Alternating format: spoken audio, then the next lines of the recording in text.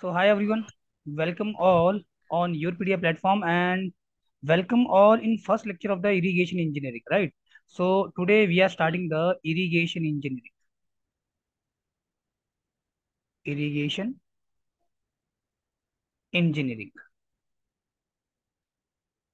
अब देखो मैं यहाँ पे पहले कुछ बेसिक के साथ चल रहा हूँ और जैसे बेसिक हमारा कंप्लीट हो जाएगा after that we will go with the MCQs क्योंकि मैं साथ साथ एमसीक्यू भी लगाऊंगा। अब चलिए बच्चे सबसे पहले मैं बात करता हूँ यहाँ पे कौन कौन से चैप्टर्स हैं जो हम स्टडी करेंगे और कौन कौन से चैप्टर्स बहुत ज्यादा इंपॉर्टेंट है आपकी JE exam point of view से और कौन कौन से चैप्टर आपके extremely important या 5 star topic for the A examination. Okay, so first chapter जो हम गो थ्रू करेंगे that is the irrigation and method of irrigation. So first of all हम ये चेक करेंगे कि इरिगेशन क्या होता है, what is the meaning of the irrigation. सबसे पहले हम ये देखेंगे और कौन कौन से मेथड है जिससे हम ये इरिगेशन कर सकते हैं, मेथड ऑफ इरिगेशन।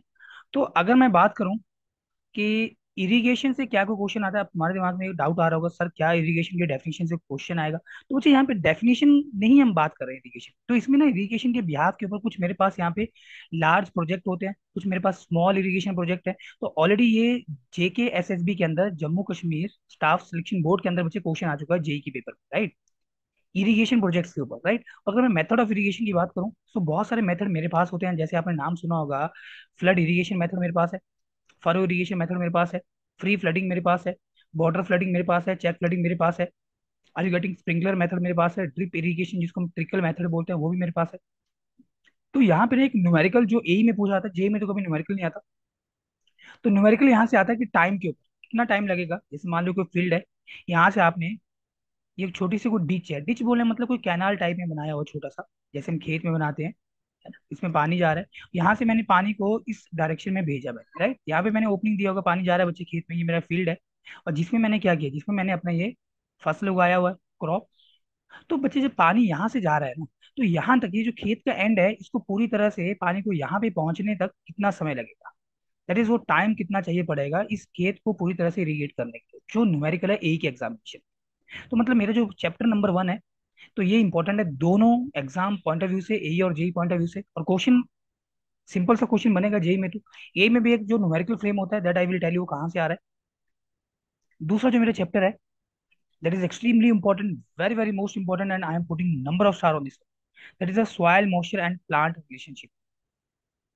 दूसरा जो चैप्टर है that is soil moisture and plant relationship.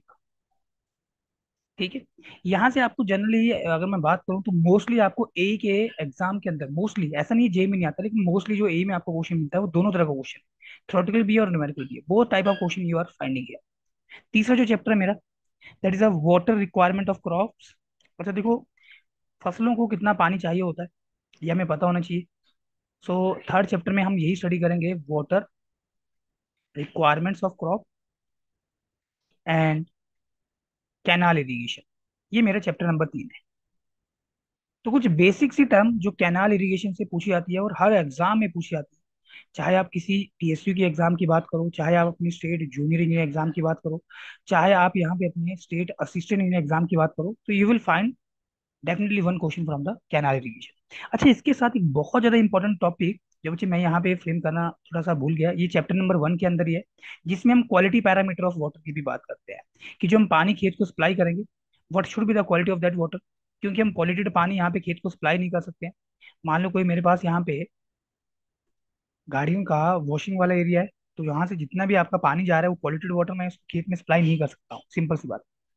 Okay, next बच्चे मैं यहाँ पे बात करूंगा कैनाल डिजाइन की।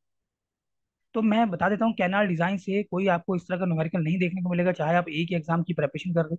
लेकिन यहाँ पे जो थ्योरीज बहुत ज्यादा इंपॉर्टेंट है, मोस्ट वांटेड थ्योरी आपने नाम भी सुना होगा, एक है लिस्सी थ्योरी और दूसरा है यहाँ पे कैनेडी थ्योरी। तो उन थ्योरीज के ऊपर क्वेश्चन आता है, तो हम वो थ्योरीज पढ़ेंगे और उनकी एजम्पशंस के ऊपर, ड्रॉबैक्स के ऊपर क्वेश्चन फ्रेम होते हैं। फाइन, मैं आपको बता रहा हूँ कहाँ कहाँ आपने फोकस करना है, किन किन चीजों के ऊपर। नेक्स्ट बच्चे मेरे पास आता है canal regulation work. Canal regulation work, तो कैनाल रेगुलेशन वर्क में भी जनरली जो क्वेश्चन फ्रेम हो जाता है कि कौन कौन से वर्क हैं जो यहाँ पे हम बनाते हैं, जैसे मान लो मेरे पास बियर हो गया, बैराज हो गया, राइट, सिल्ट एक्सक्लूडर हो गया, सिल्ट इजेक्टर्स हो गया, इस तरह के स्ट्रक्चर्स, राइट, जो कैनाल हेडवर्क्स के अंदर भी फॉल करेंगे। और सिक्स जो मेरा चैप्टर होगा बच्चे वो सीपेज थ्योरी होगा। सीपेज थ्योरी, अगर आप खाली जेई के एग्जाम की ही प्रेपरेशन कर रहे हो तो सीपेज थ्योरी से वो कुछ एजम्पशंस आपसे पूछ लेता है। इस सीपेज थ्योरी में भी जैसे खोसला थ्योरी है, चतुर्वेदी थ्योरी है, जो ऑलरेडी पंजाब के एग्जाम के अंदर चतुर्वेदी थ्योरी से क्वेश्चन आ चुका है। खोसला थ्योरी से क्वेश्चन आता है। ब्लीक्स क्रीप थ्योरी से क्वेश्चन आता है, अगर आपने नाम सुने। ब्लीक्स,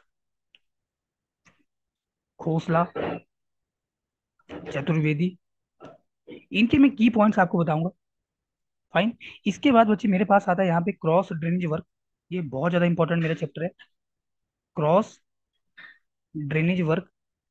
तो इसमें जो एक रिपीटेड चीज हर एग्जाम में एग्जामिनर पूछता है आपसे, वो होता है यहाँ पे एक एक्वाडक्ट और एक siphon. Cross drainage work, all तो यहाँ पे लेवल क्रॉसिंग भी होती है।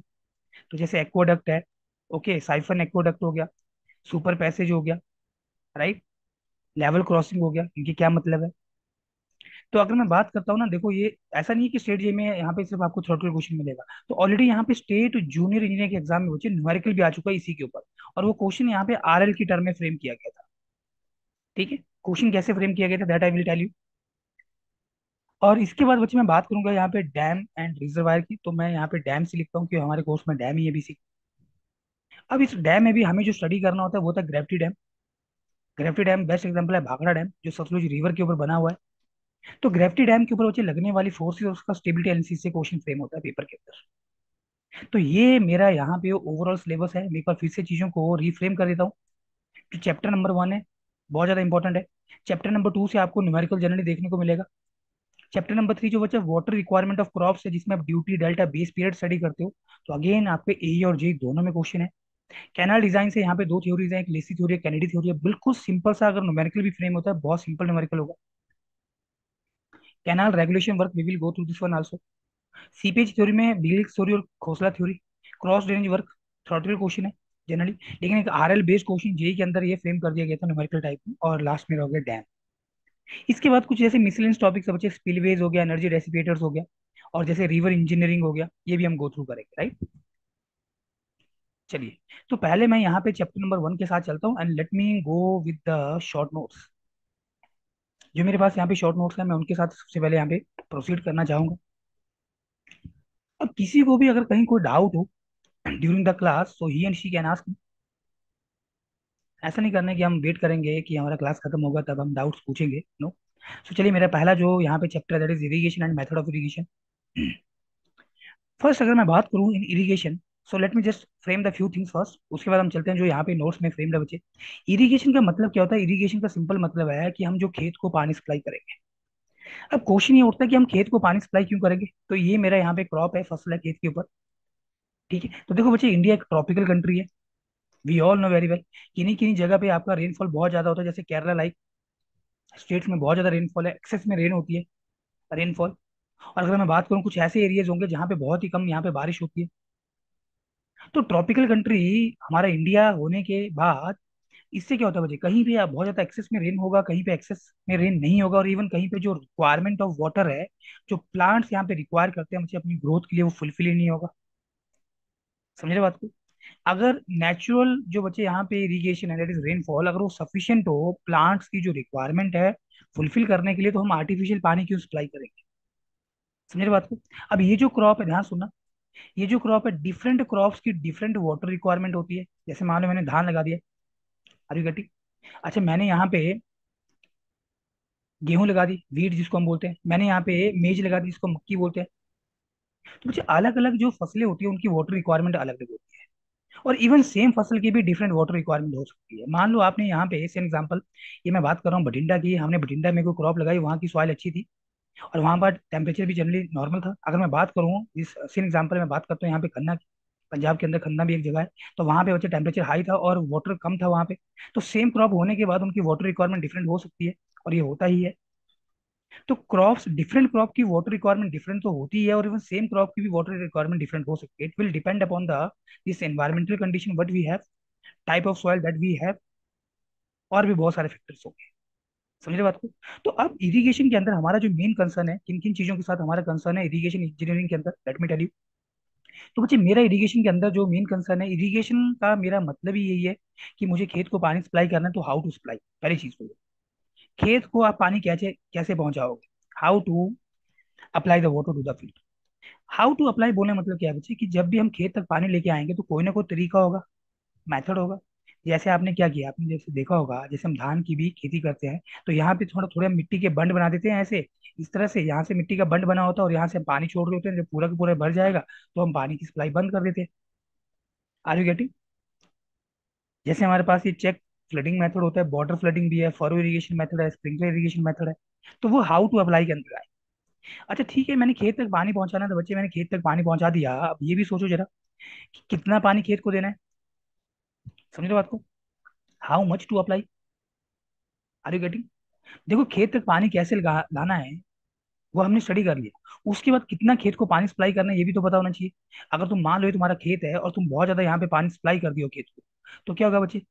अगर बहुत ज्यादा पानी सप्लाई कर दोगे तो पानी पानी हो जाएगा, और जब पानी पानी हो जाएगा तो एक टर्म आता है बच्चे, वाटर लॉगिंग।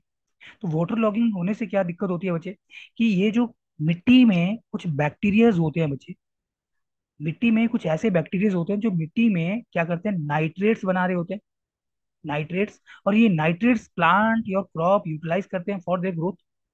और वो प्रोसेस जो बैक्टीरिया सॉइल के अंदर नाइट्रेट्स प्रोड्यूस करते हैं बच्चे, उसे हम बोलते हैं नाइट्रिफिकेशन। तो वो जो बैक्टीरिया है ना, वो जो बैक्टीरिया है, ऐसा नहीं होता कि सभी बैक्टीरिया यहाँ पे हार्मफुल होते हैं, कुछ बैक्टीरिया यहाँ पे अच्छे होते हैं। जैसे आपका दही भी जो बनता है वो बैक्टीरिया की हेल्प से बनता है। तो जो यहाँ पे हमारे बैक्टीरिया है, they are not kind of the pathogen. तो वो बैक्टीरिया क्या करते हैं बच्चे, यहाँ पे नाइट्रेट्स बना रहे होते हैं सॉइल में, उस प्रोसेस को बोला जाता है नाइट्रिफिकेशन। उन बैक्टीरिया को सर्वाइव करने के लिए ऑक्सीजन की रिक्वायरमेंट होती है। और अगर आप सारा सारा यहाँ पे पानी खेत में दे दोगे और एक्सेस में पानी दोगे, तो जिससे क्या होगा बच्चे, जो सॉइल में वॉइड्स हैं सारे के सारे वॉइड्स पानी से भर जाएंगे। अच्छा वॉइड्स क्या होते हैं बच्चे, जैसे ये सॉइल के पार्टिकल्स हैं जिनको हम सॉइल सॉलिड बोलते हैं। अब ये पार्टिकल टू पार्टिकल के बीच में जो मैं रेड से हैच कर रहा हूँ, ये खाली जगह है बच्चे, जिसको हम बोलते हैं वॉइड्स। वॉइड्स कुछ नहीं है, वैकेंट स्पेसिस होते हैं बेसिकली। तो जब सारे के सारे वॉइड्स में पानी आ जाएगा बच्चे, तो हवा तो बचेगी नहीं। अगर हवा नहीं बचेगी तो बैक्टीरिया यहाँ पे सर्वाइव नहीं कर पाएगा, क्योंकि ये बैक्टीरिया मछली तो है नहीं है कि पानी में घुली हुई ऑक्सीजन को गलफड़ों के थ्रू वो यूटिलाइज कर लेगा। तो ये बैक्टीरिया मर जाता है, और जैसे ये बैक्टीरिया मरेगा तो ये नाइट्रेट्स प्रोड्यूस नहीं हो पाएंगे, नाइट्रेट्स प्रोड्यूस नहीं हो पाएंगे तो क्या किया जाएगा बच्चे, प्लांट की जो ग्रोथ होगी वो कम हो जाएगी। आपने यहाँ पे ज्यादा पानी दिया कि ज्यादा पैदावार होगी, लेकिन उल्टा होगा। और इवन अगर आप ज्यादा पानी भी देते हो और आपको लगता है कि आपकी फसल की पैदावार इतनी अच्छी नहीं हो रही है, तो हम यहाँ पे फर्टिलाइजर्स यूज करते हैं, आपने नाम भी सुना होगा एनपीके, जिसमें नाइट्रोजन होता है, फास्फोरस होता है और पोटाशियम होता है, 12 32 16 ये इसकी परसेंटेज होती है। यूरिया भी होता है, व्हाइट से आपने देखा होगा, अगर यूरिया भी देते हैं हम खेतों में। तो दीज आर द फर्टिलाइजर्स। और अगर आप ऑर्गेनिक फार्मिंग में बहुत ज्यादा बिलीव करते हो, तो ऑर्गेनिक प्रोडक्ट जो बहुत ज्यादा यहाँ पे कॉस्टली है, तो आप क्या करते हो, पशुओं का जो गोबर होता है जिसको आप डिकम्पोज होने के लिए एक जगह इकट्ठा कर देते हो, तो मैन्योर हम जिसको बोलते हैं वो भी हम सप्लाई करते हैं। चलिए बच्चे, मुझे ये पता चल गया मैंने किस तरह से पानी यहाँ पे अप्लाई करना है। अब देखो ना, ये जो खेत को आप पानी सप्लाई करोगे, हाउ मच टू अप्लाई, कितना पानी देना है, ये डिपेंड करेगा किस तरह की सॉइल है। अगर रेतीली मिट्टी होगी, सैंडी सॉइल होगी, और अगर पानी देगा सॉइल के अंदर, तो डेफिनेटली जहां से आप पानी सैंडी सॉइल में देंगे बच्चे, तो वहीं पे सारा का सारा पानी आपका सीव करता हुआ नीचे चला जाएगा, नीचे खेत के लोअर एंड तक पानी पहुंचेगा नहीं, क्योंकि सॉइल अभी बहुत ज्यादा परवियस है। Are you getting? तो so many factors are affecting how much water we have to apply to the field. क्योंकि ये बच्चे क्रॉप्स के ऊपर भी डिपेंड करेगा, जैसे पैडी होती है, धान होता है, उसका वाटर का रिक्वायरमेंट ज्यादा है, पोटैटो को ज्यादा है। ये हम बात करेंगे वीट की, तो उसकी वाटर की रिक्वायरमेंट कम होगी as compare to the other crops. और इसके बाद बच्चे मैं बात करता हूँ व्हेन टू अप्लाई। ठीक है, हमने ये सारा डिसाइड कर लिया कि कैसे पानी खेत तक पहुंचाना है और कितना देना है। और बच्चे आज मैंने पानी दिया, आज से मुझे कितने दिन बाद फिर से पानी सप्लाई करना है, व्हेन टू अप्लाई। तो ये सारी चीजें हमारी इरिगेशन के अंदर रहने वाली है, बस इसी के ऊपर हमारा इरिगेशन इंजीनियरिंग फोकस करेगा, ये ध्यान रखना। चलिए बढ़ते हैं आगे। तो इंट्रोडक्शन की अगर मैं बात करूं, तो मैंने आपको आइडिया दे दिया व्हाट इज इरिगेशन। तो irrigation is the science of artificial application of the water to the land. हम जो फील्ड को बच्चे आर्टिफिशियली पानी दे रहे हैं, उसे हम बोल रहे हैं यहाँ पे इरिगेशन, राइट। क्योंकि हमें जो यहाँ पे रिक्वायरमेंट है क्रॉप्स की, उसको फुलफिल कर। अब देखो, अब थोड़ा ध्यान से आपने सुनते जाना चीजें। मेथड्स बाय विच, जो चीजें इंपॉर्टेंट है एग्जाम में पूछी जाएगी, मैं उनको हाईलाइट करूंगा रेड से, स्टामा करूंगा, बाकी आप सुनते रहना चीजें, आपने कभी ना कभी जरूर सुनी होंगी, पढ़ी होंगी। Method by which water can be store, वो मेथड जिससे आप पानी स्टोर कर सकते हो during the periods of the excess rainfall. जब ज्यादा पानी हो रही, ज्यादा बारिश हो रही है बच्चे, तो उसे एक्सेस वाटर को आप स्टोर कर रहे हो, और जब कम बारिश हो रही तो वो जो आपने स्टोर किया हुआ वाटर है उसको आप यूज कर रहे हो during the periods of the low rainfall, या हो सकता है कि वो बारिश हो ही ना, उसे बोला गया है इरिगेशन। तो irrigation is nothing but this is the science of artificial application of water to the land in accordance with the crop requirement throughout the crop period. Crop period बच्चे जितना भी समय तक यहाँ पे जो फसल होती है ना, जैसे मान लो ये क्रॉप है मेरा, तो आज जैसे मान लो मैंने ये खेत बीज पे डाला है, तो जब ये आपने ये खेत बीज में डाला बच्चे, तब से लेके जब तक ये फसल खेत के ऊपर है उसको हम बोलते हैं क्रॉप पीरियड। एक आता है यहाँ पे बेस पीरियड, और तो हम ये चीजें डिस्कस भी करेंगे आगे चल के, लेकिन मैं थोड़ा आपको आइडिया देता हूँ क्योंकि हो सकता है बार बार ये क्रॉप पीरियड टर्म आए। तो बच्चे कई बार हम यहाँ पे खेत में ना वो सीड्स डालने से पहले भी कुछ हम पानी सप्लाई करते हैं खेत को, कि सो दैट मेरे खेत में जो नमी है वो बरकरार रहे, मिट्टी थोड़ा लूज हो जाए, तो हम खल भी चला देते हैं पहले। तो इसे हम बोलते हैं पेली इरिगेशन, नाम सुना होगा आप लोगों ने। तो बच्चे जब आपने फर्स्ट वाटरिंग दिया और जब आपने फसल काटना होता है तब आप कभी भी पानी नहीं देते हो, उससे पीछे तक आपने जो भी यहाँ पे लास्ट वाटरिंग किया होता है, उस इस पीरियड को आप बोलते हैं बेस पीरियड। तो दो चीजें हैं बच्चे, एक है क्रॉप पीरियड और एक है बेस पीरियड। आपके जेई में ये पूछता है सिंपली कि किसका वैल्यू बड़ा होता है, ये दोनों ही डेज में होते हैं, क्रॉप पीरियड बड़ा है कि बेस पीरियड बड़ा है, that I will tell you later. लेकिन बच्चे यहाँ पे ना मुझे पानी सप्लाई करना थ्रू आउट क्रॉप पीरियड, जब तक फसल खेत पे है मुझे पानी सप्लाई करना है। अब इसमें ना दो चीजें आ रही है, ध्यान सुनते रहना। एक आ रहा है बच्चे क्रॉप यील्ड, क्रॉप यील्ड, तो इसे मैं बोलता हूँ पैदावार, क्रॉप यील्ड को।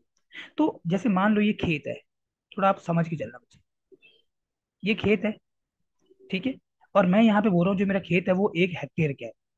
हेक्टेयर बच्चे यहाँ पे एरिया का यूनिट होता है, ध्यान रखना, और 1 हेक्टेयर में 10,000 मीटर स्क्वायर होते हैं, राइट अंडरस्टैंड। तो मान लो ये जो खेत है मेरे पास, सेम एग्जांपल, ये मेरे पास यहाँ पे 4 हेक्टेयर का खेत है, सिर्फ समझने के लिए बच्चे, और इसके ऊपर ये मेरा यहाँ पे कोई फसल लगा हुआ, this crop, are you getting. तो बच्चे जब मैंने यहाँ पे पानी सप्लाई किया और जब मैं इस फसल को हार्वेस्ट कर रहा हूँ, कट कर रहा हूँ, और जो मुझे यहाँ पे अनाज मिल रहा है, गेहूं हो सकता है बच्चे, मक्की हो सकती है, कुछ भी हो सकता है, और जब मैं उसका मास कर रहा हूँ, उसको तोल रहा हूँ बच्चे, तो क्विंटल, ये जो क्विंटल होता है बच्चे ये तो मास का यूनिट होता है ना, आर यू गेटिंग। ये जो क्विंटल होता है ये तो मास का यूनिट होता है ना, और एक क्विंटल में कितना केजी होता है, कैन यू टेल मी। एक क्विंटल में 100 केजी होता है क्या, और एक टन में 1,000 केजी होता है क्या, आर यू गेटिंग। तो तुम खुद सोचो बच्चे, यहाँ पे आपका मास और एरिया का ये HA है, हेक्टेयर को ना हम स्मॉल एब्रिविएशन में HA से फ्रेम करते हैं, ठीक है। चलिए तो बच्चे देखो यहाँ पे ये जो मेरे पास एरिया है ना, इससे मुझे जितना भी यहाँ पे अनाज मिला, मैंने उसका मास कर लिया। मान लो जो मुझे यहाँ पे अनाज मिला वो मिला यहाँ पे 250 क्विंटल, ट्राई टू अंडरस्टैंड। मुझे 250 QUINTEL क्विंटल्स, थोड़ा स्पेलिंग देख लें। तो मुझे 250 क्विंटल यहाँ पे अनाज मिला, और बच्चे कितने एरिया से मिला, 4 हेक्टेयर एरिया से मिला। तो अगर मैं देखूं यहाँ पे कि एक यूनिट हेक्टेयर एरिया या यूनिट हेक्टेयर एरिया में से मुझे कितना यहाँ पे भाई क्विंटल यहाँ पे क्रॉप मिली या अनाज मिला, कुछ भी बोलो बच्चे, तो आप इसको डिवाइड कर लोगे, आर यू गेटिंग। तो जो यूनिट एरिया के लिए बच्चे वैल्यू आएगी ना, बताना मुझे कितनी वैल्यू आ रही है, 25 का आधा 12.5 हो गया, और 12.5 का भी आधा कितना हो जाएगा, 6.25 हो गया क्या, 6.25 क्विंटल पर हेक्टेयर हो गया क्या। तो ये मेरा हुआ बच्चे यहाँ पे क्रॉप यील्ड, ये ध्यान रखना, बस यूनिट का ध्यान रखना है पेपर के अंदर। और देखो यहाँ पे टन्स में भी लिखा हुआ है, समझ रहे हो बात को। जब ये मान लो आपका, सेम एग्जाम्पल, अब ये कितना हो गया, देखो 250 क्विंटल हो गया, समझ रहे हो बात को। अगर ये मान लो मैं केजी के टर्म में लिखता हूँ तो कितना हो जाएगा, 250 × 100 कर लो, तो उसको टन की फॉर्म में लिख लो आप, आर यू गेटिंग, क्योंकि 100 क्विंटल का, सॉरी 10 क्विंटल का 1 टन बन जाएगा। और बच्चे ऐसा नहीं है कि आपने खाली ये खेत पे लगाया और मतलब फसल बीज डाला आपने और फसल अपने आप बहुत अच्छी हो जाएगी, आपको पानी भी देना पड़ेगा, क्योंकि हमारा तो मेन पर्पस यही है ना, वाटर सप्लाई करना। तो ये जो भी बच्चे फील्ड है, ध्यान सुनना आप, अब जब ये आपने फर्स्ट वाटरिंग किया अप टू लास्ट वाटरिंग, जितना भी आपने पानी सप्लाई किया, अगर हम ये माने कि हम उसे एक ऐसे सरफेस के ऊपर अप्लाई करते जहाँ पे पानी मेरा मिट्टी में सीप ही ना होता, मान लो जैसे कोई मेरा यहाँ पे कंक्रीट का फ्लोर है, जैसे हम कोई वाटर पूल की बात करते हैं, स्विमिंग पूल, तो अगर मैं पानी वहां पे डालता तो स्विमिंग पूल में what is the total depth of water that we are getting, तो बच्चे उसे मैं बोलता हूँ यहाँ पे डेल्टा, आर यू गेटिंग। और सेम एग्जांपल अगर मुझे, मैं ऐसा बोलूं कि मुझे वो जो डेप्थ ऑफ वाटर मिला, सेम एग्जांपल वो 100 mm था, आई डोंट नो, मैं सिर्फ एक एग्जांपल कंसीडर कर रहा हूँ।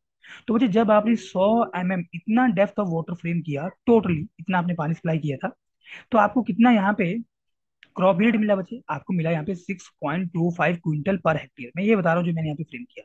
तो ये तो 100 mm डेप्थ ऑफ वाटर से मिला। तो यूनिट डेप्थ ऑफ वाटर से कितना मिला होगा, 1 mm से।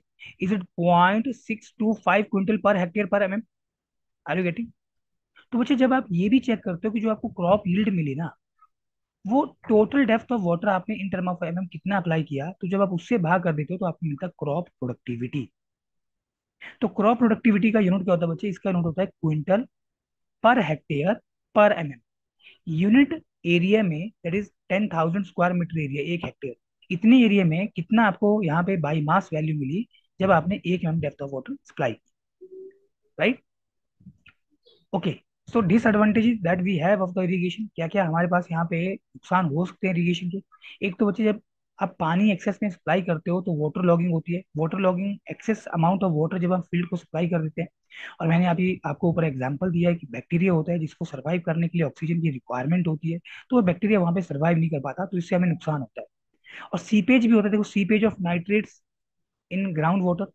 अगर आप बहुत ज्यादा पानी देते हो तो मिट्टी में बच्चे आप क्या करते हो, आर्टिफिशियली भी आप नाइट्रेट्स ऐड करते हो जो आप फर्टिलाइजर्स खेत में सप्लाई करते हो। तो वो फर्टिलाइजर्स पानी में पूरी तरह से सॉल्युबल होते हैं, सॉल्ट्स होते हैं वो। और सॉल्ट होते हैं तो जब वो पानी आपका सीप करेगा ग्राउंड वाटर टेबल को भी ज्वाइन कर सकता है। जैसे मान लो यहाँ पे ये ग्राउंड सरफेस है, यहाँ पे आपने फसल लगा के रखी है, और यहाँ पे आपने फर्टिलाइजर भी सप्लाई करती है मान लो। तो जब आप इस खेत को पानी देते हो तो वो फर्टिलाइजर पानी के साथ घुल जाते हैं और नीचे यहाँ पे सॉइल में चले जाते हैं। और कुछ वाटर यहाँ पे डी परकुलेट करता हुआ ये ग्राउंड वाटर टेबल को ज्वाइन कर लेगा, जिससे मेरा ग्राउंड वाटर टेबल बच्चे पॉल्यूट हो जाता है। ये इसके ड्रॉबैक्स है। ड्रॉबैक्स बोल दो, डिसएडवांटेजेस बोल दो, whatever you want to call. Fine. चलिए बढ़ते हैं आगे। अब बच्चे यहाँ पे जो क्वेश्चन फ्रेम किया गया है, इसमें अभी यहाँ नहीं लिखा हुआ है, तो मैं फ्रेम करता हूँ, जस्ट होल्ड ऑन।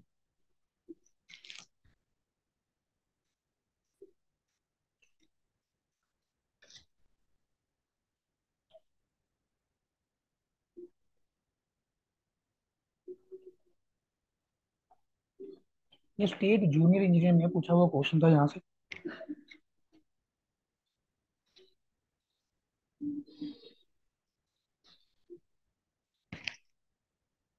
चलिए, अब देखो क्वेश्चन क्या था। What was the question that we have here? तो बच्चे क्वेश्चन था यहाँ पे इरिगेशन प्रोजेक्ट के ऊपर।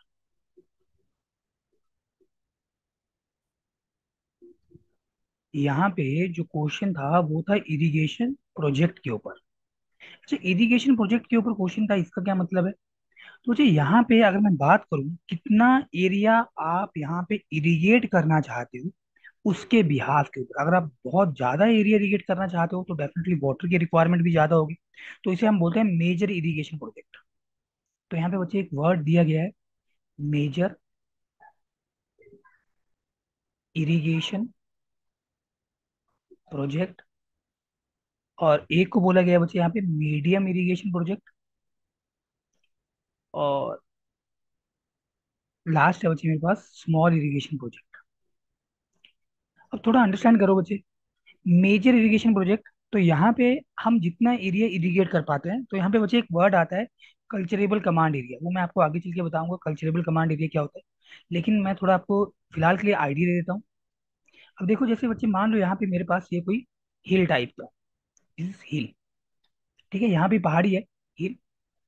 और बच्चे यहाँ पे जब बारिश होती है ना, तो सारा का सारा जो पानी है वो पहाड़ से होता हुआ, इधर से होता हुआ बच्चे इस वाले पोर्शन में आके इकट्ठा हो रहा है, तो this is kind of the catchment. इसे हम क्या बोलते हैं बच्चे? This is catchment. ओके। अब मान लो फॉर एग्जाम्पल यहाँ पे कोई मेरा नाला है, नाला बोल दो, है ना। रिवर भी आप मान सकते हो, छोटी सी रिवर होगी मान लो। ये प्लान है, ऊपर देख रहे हैं, यहाँ पे आया पानी और इस रिवर में ये पानी मेरा फ्लो कर रहा है, ये नाला है। तो बच्चे इस रिवर से मैं टोटल कितना एरिया इरिगेट कर सकता हूँ? इस रिवर से मैं टोटल कितना एरिया इरिगेट कर सकता हूँ? That is my gross command area.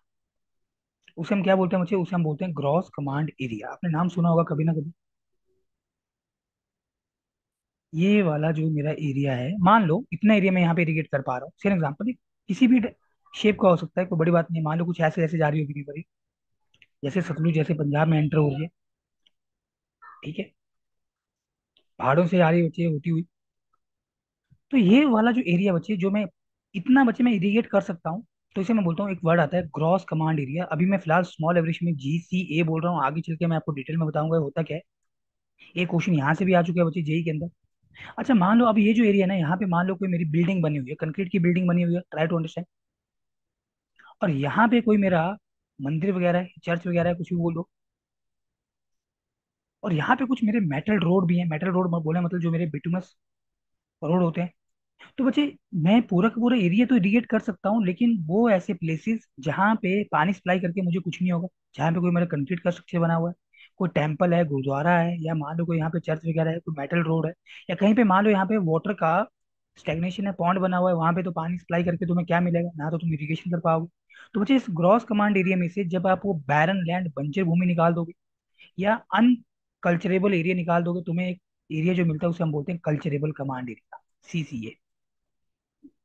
समझ रहे बात को, नाम सुना होगा आप लोगों ने कभी ना कभी CCA का। तो बच्चे पेपर में यही पूछा हुआ था कि किसकी वैल्यू, मतलब फिगर तो नहीं दिया हुआ था कि कौन बड़ा होता है, CCA बड़ा होता है या GCA बड़ा होता है, या दोनों बराबर होते हैं, या CCA बड़ा हो सकता है GC से, या वाइस वर्सा भी ट्रू है। तो बच्चे हमेशा ध्यान रखना कि जो ग्रॉस कमांड एरिया होता है this is always greater than the culturable command area. समझ रहे बात को, क्योंकि जब आप इस ग्रॉस कमांड एरिया में से बच्चे आप अनकल्चरेबल, जहां पे आप कृषि नहीं कर सकते हो, अनकल्चरेबल एरिया आप निकाल दोगे। अनकल्चरेबल एरिया का मतलब क्या है, जहाँ पे कोई कंक्रीट की बिल्डिंग वगैरह बनी हुई है, घर बने हुए, किसी के मिट्टी के घर भी हो सकते हैं, या रोड बना हुआ बच्चे कोई, यहाँ पे कोई मान लो चर्च या टेम्पल टाइप की सिचुएशन है वो भी बना हुआ है, तो वो वाले पोर्शन आप निकाल दो इसमें से, जिसे हम बोलते हैं बेसिकली यहाँ पे अनकल्चरेबल एरिया। तो यहाँ पे जो मुझे एरिया मिलता है that is the culturable command area, CCA। Okay. अब बच्चे जिस, देखो ना इतना एरिया आप यहाँ पे कल्चरेबल कर सकते हो, कृषि कर सकते हो। इसमें बच्चे दो चीजें आती है, एक कल्टिवेटेड एरिया और एक नॉन कल्टिवेटेड एरिया। तो मैं आपको आगे चल के बताऊंगा। अब इसमें बच्चे जो मेरा एरिया है, अगर वो 10,000 हेक्टेयर से ज्यादा है, ये क्वेश्चन पूछा हुआ था स्टेट के अंदर। हम जिस एरिया को बच्चे यहाँ पे इरिगेट कर रहे हैं ना, CCA, अगर ये 10,000 हेक्टेयर से ज्यादा है, तो हम प्रोजेक्ट को बोल रहे हैं वो मेरा मेजर इरिगेशन प्रोजेक्ट है। और उस प्रोजेक्ट की जो कॉस्ट है बच्चे, वो आपकी 5 करोड़ से ज्यादा है। राइट, 5 करोड़ से ज्यादा प्रोजेक्ट कॉस्ट है उसकी। अच्छा अगर ये जो एरिया है बच्चे, ये जो एरिया है बच्चे, अगर ये 2,000 से लेके 10,000 हेक्टेयर तक है, 2,000 हेक्टेयर से लेके 10,000 हेक्टेयर के बीच में है, तो इसे मैं बच्चे मैं बोलता हूँ मीडियम इरिगेशन प्रोजेक्ट। और ऐसे प्रोजेक्ट जो होते हैं बच्चे, वो 5 करोड़ से लेके 0.25 करोड़ के बीच में होती है इनकी कॉस्ट। तो 0.25 से लेके 5 करोड़ के बीच में। और बच्चे जिस एरिया को हम इरिगेट कर रहे हैं, अगर ये 2,000 हेक्टेयर से कम होगा, छोटा सा एरिया है, तो जो मेरा इरिगेशन प्रोजेक्ट होगा that will the small irrigation project. और जो कॉस्ट होगी प्रोजेक्ट की, ये आपकी 0.25 से लेके आधा करोड़ के बीच में रहेगी बस। तो यहाँ से नए क्वेश्चन फ्रेम हो चुका, और यहाँ पे जो क्वेश्चन फ्रेम किया गया था कॉस्ट के ऊपर नहीं था बच्चे, वो था यहाँ पे CCA के ऊपर। और क्वेश्चन था यहाँ पे मेजर इरिगेशन प्रोजेक्ट में जो हमारा CCA होता है वो कितना है। Answer was more than 10,000 hectare. Are you getting? That was a simple question, as simple as that. तो मेरे ख्याल से क्लियर हो गया होगा। चलिए अब आते हैं अपने नोट्स के ऊपर। सर रिपीट करना है एक बार।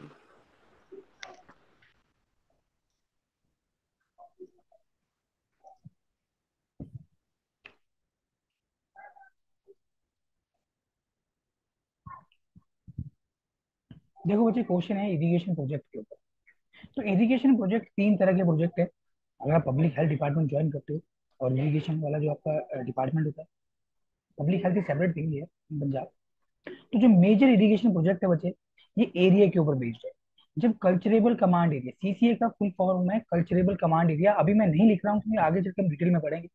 तो जब कल्चरेबल कमांड एरिया 10,000 हेक्टेयर से ज्यादा होगा, तो उसके लिए बच्चे जो आप इरिगेशन प्रोजेक्ट यहाँ पे डिफाइन करोगे that will be the major irrigation project. उसका जो कॉस्ट होगा 5 करोड़ से ज्यादा है।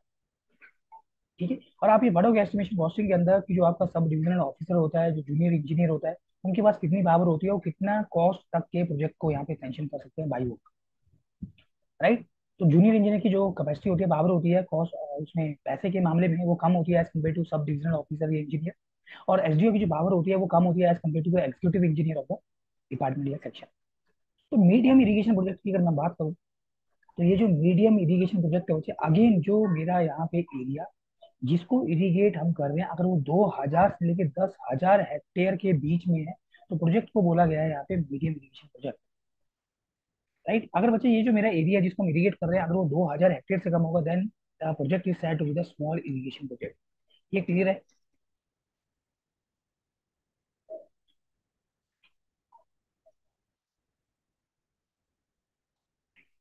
इतना क्लियर है?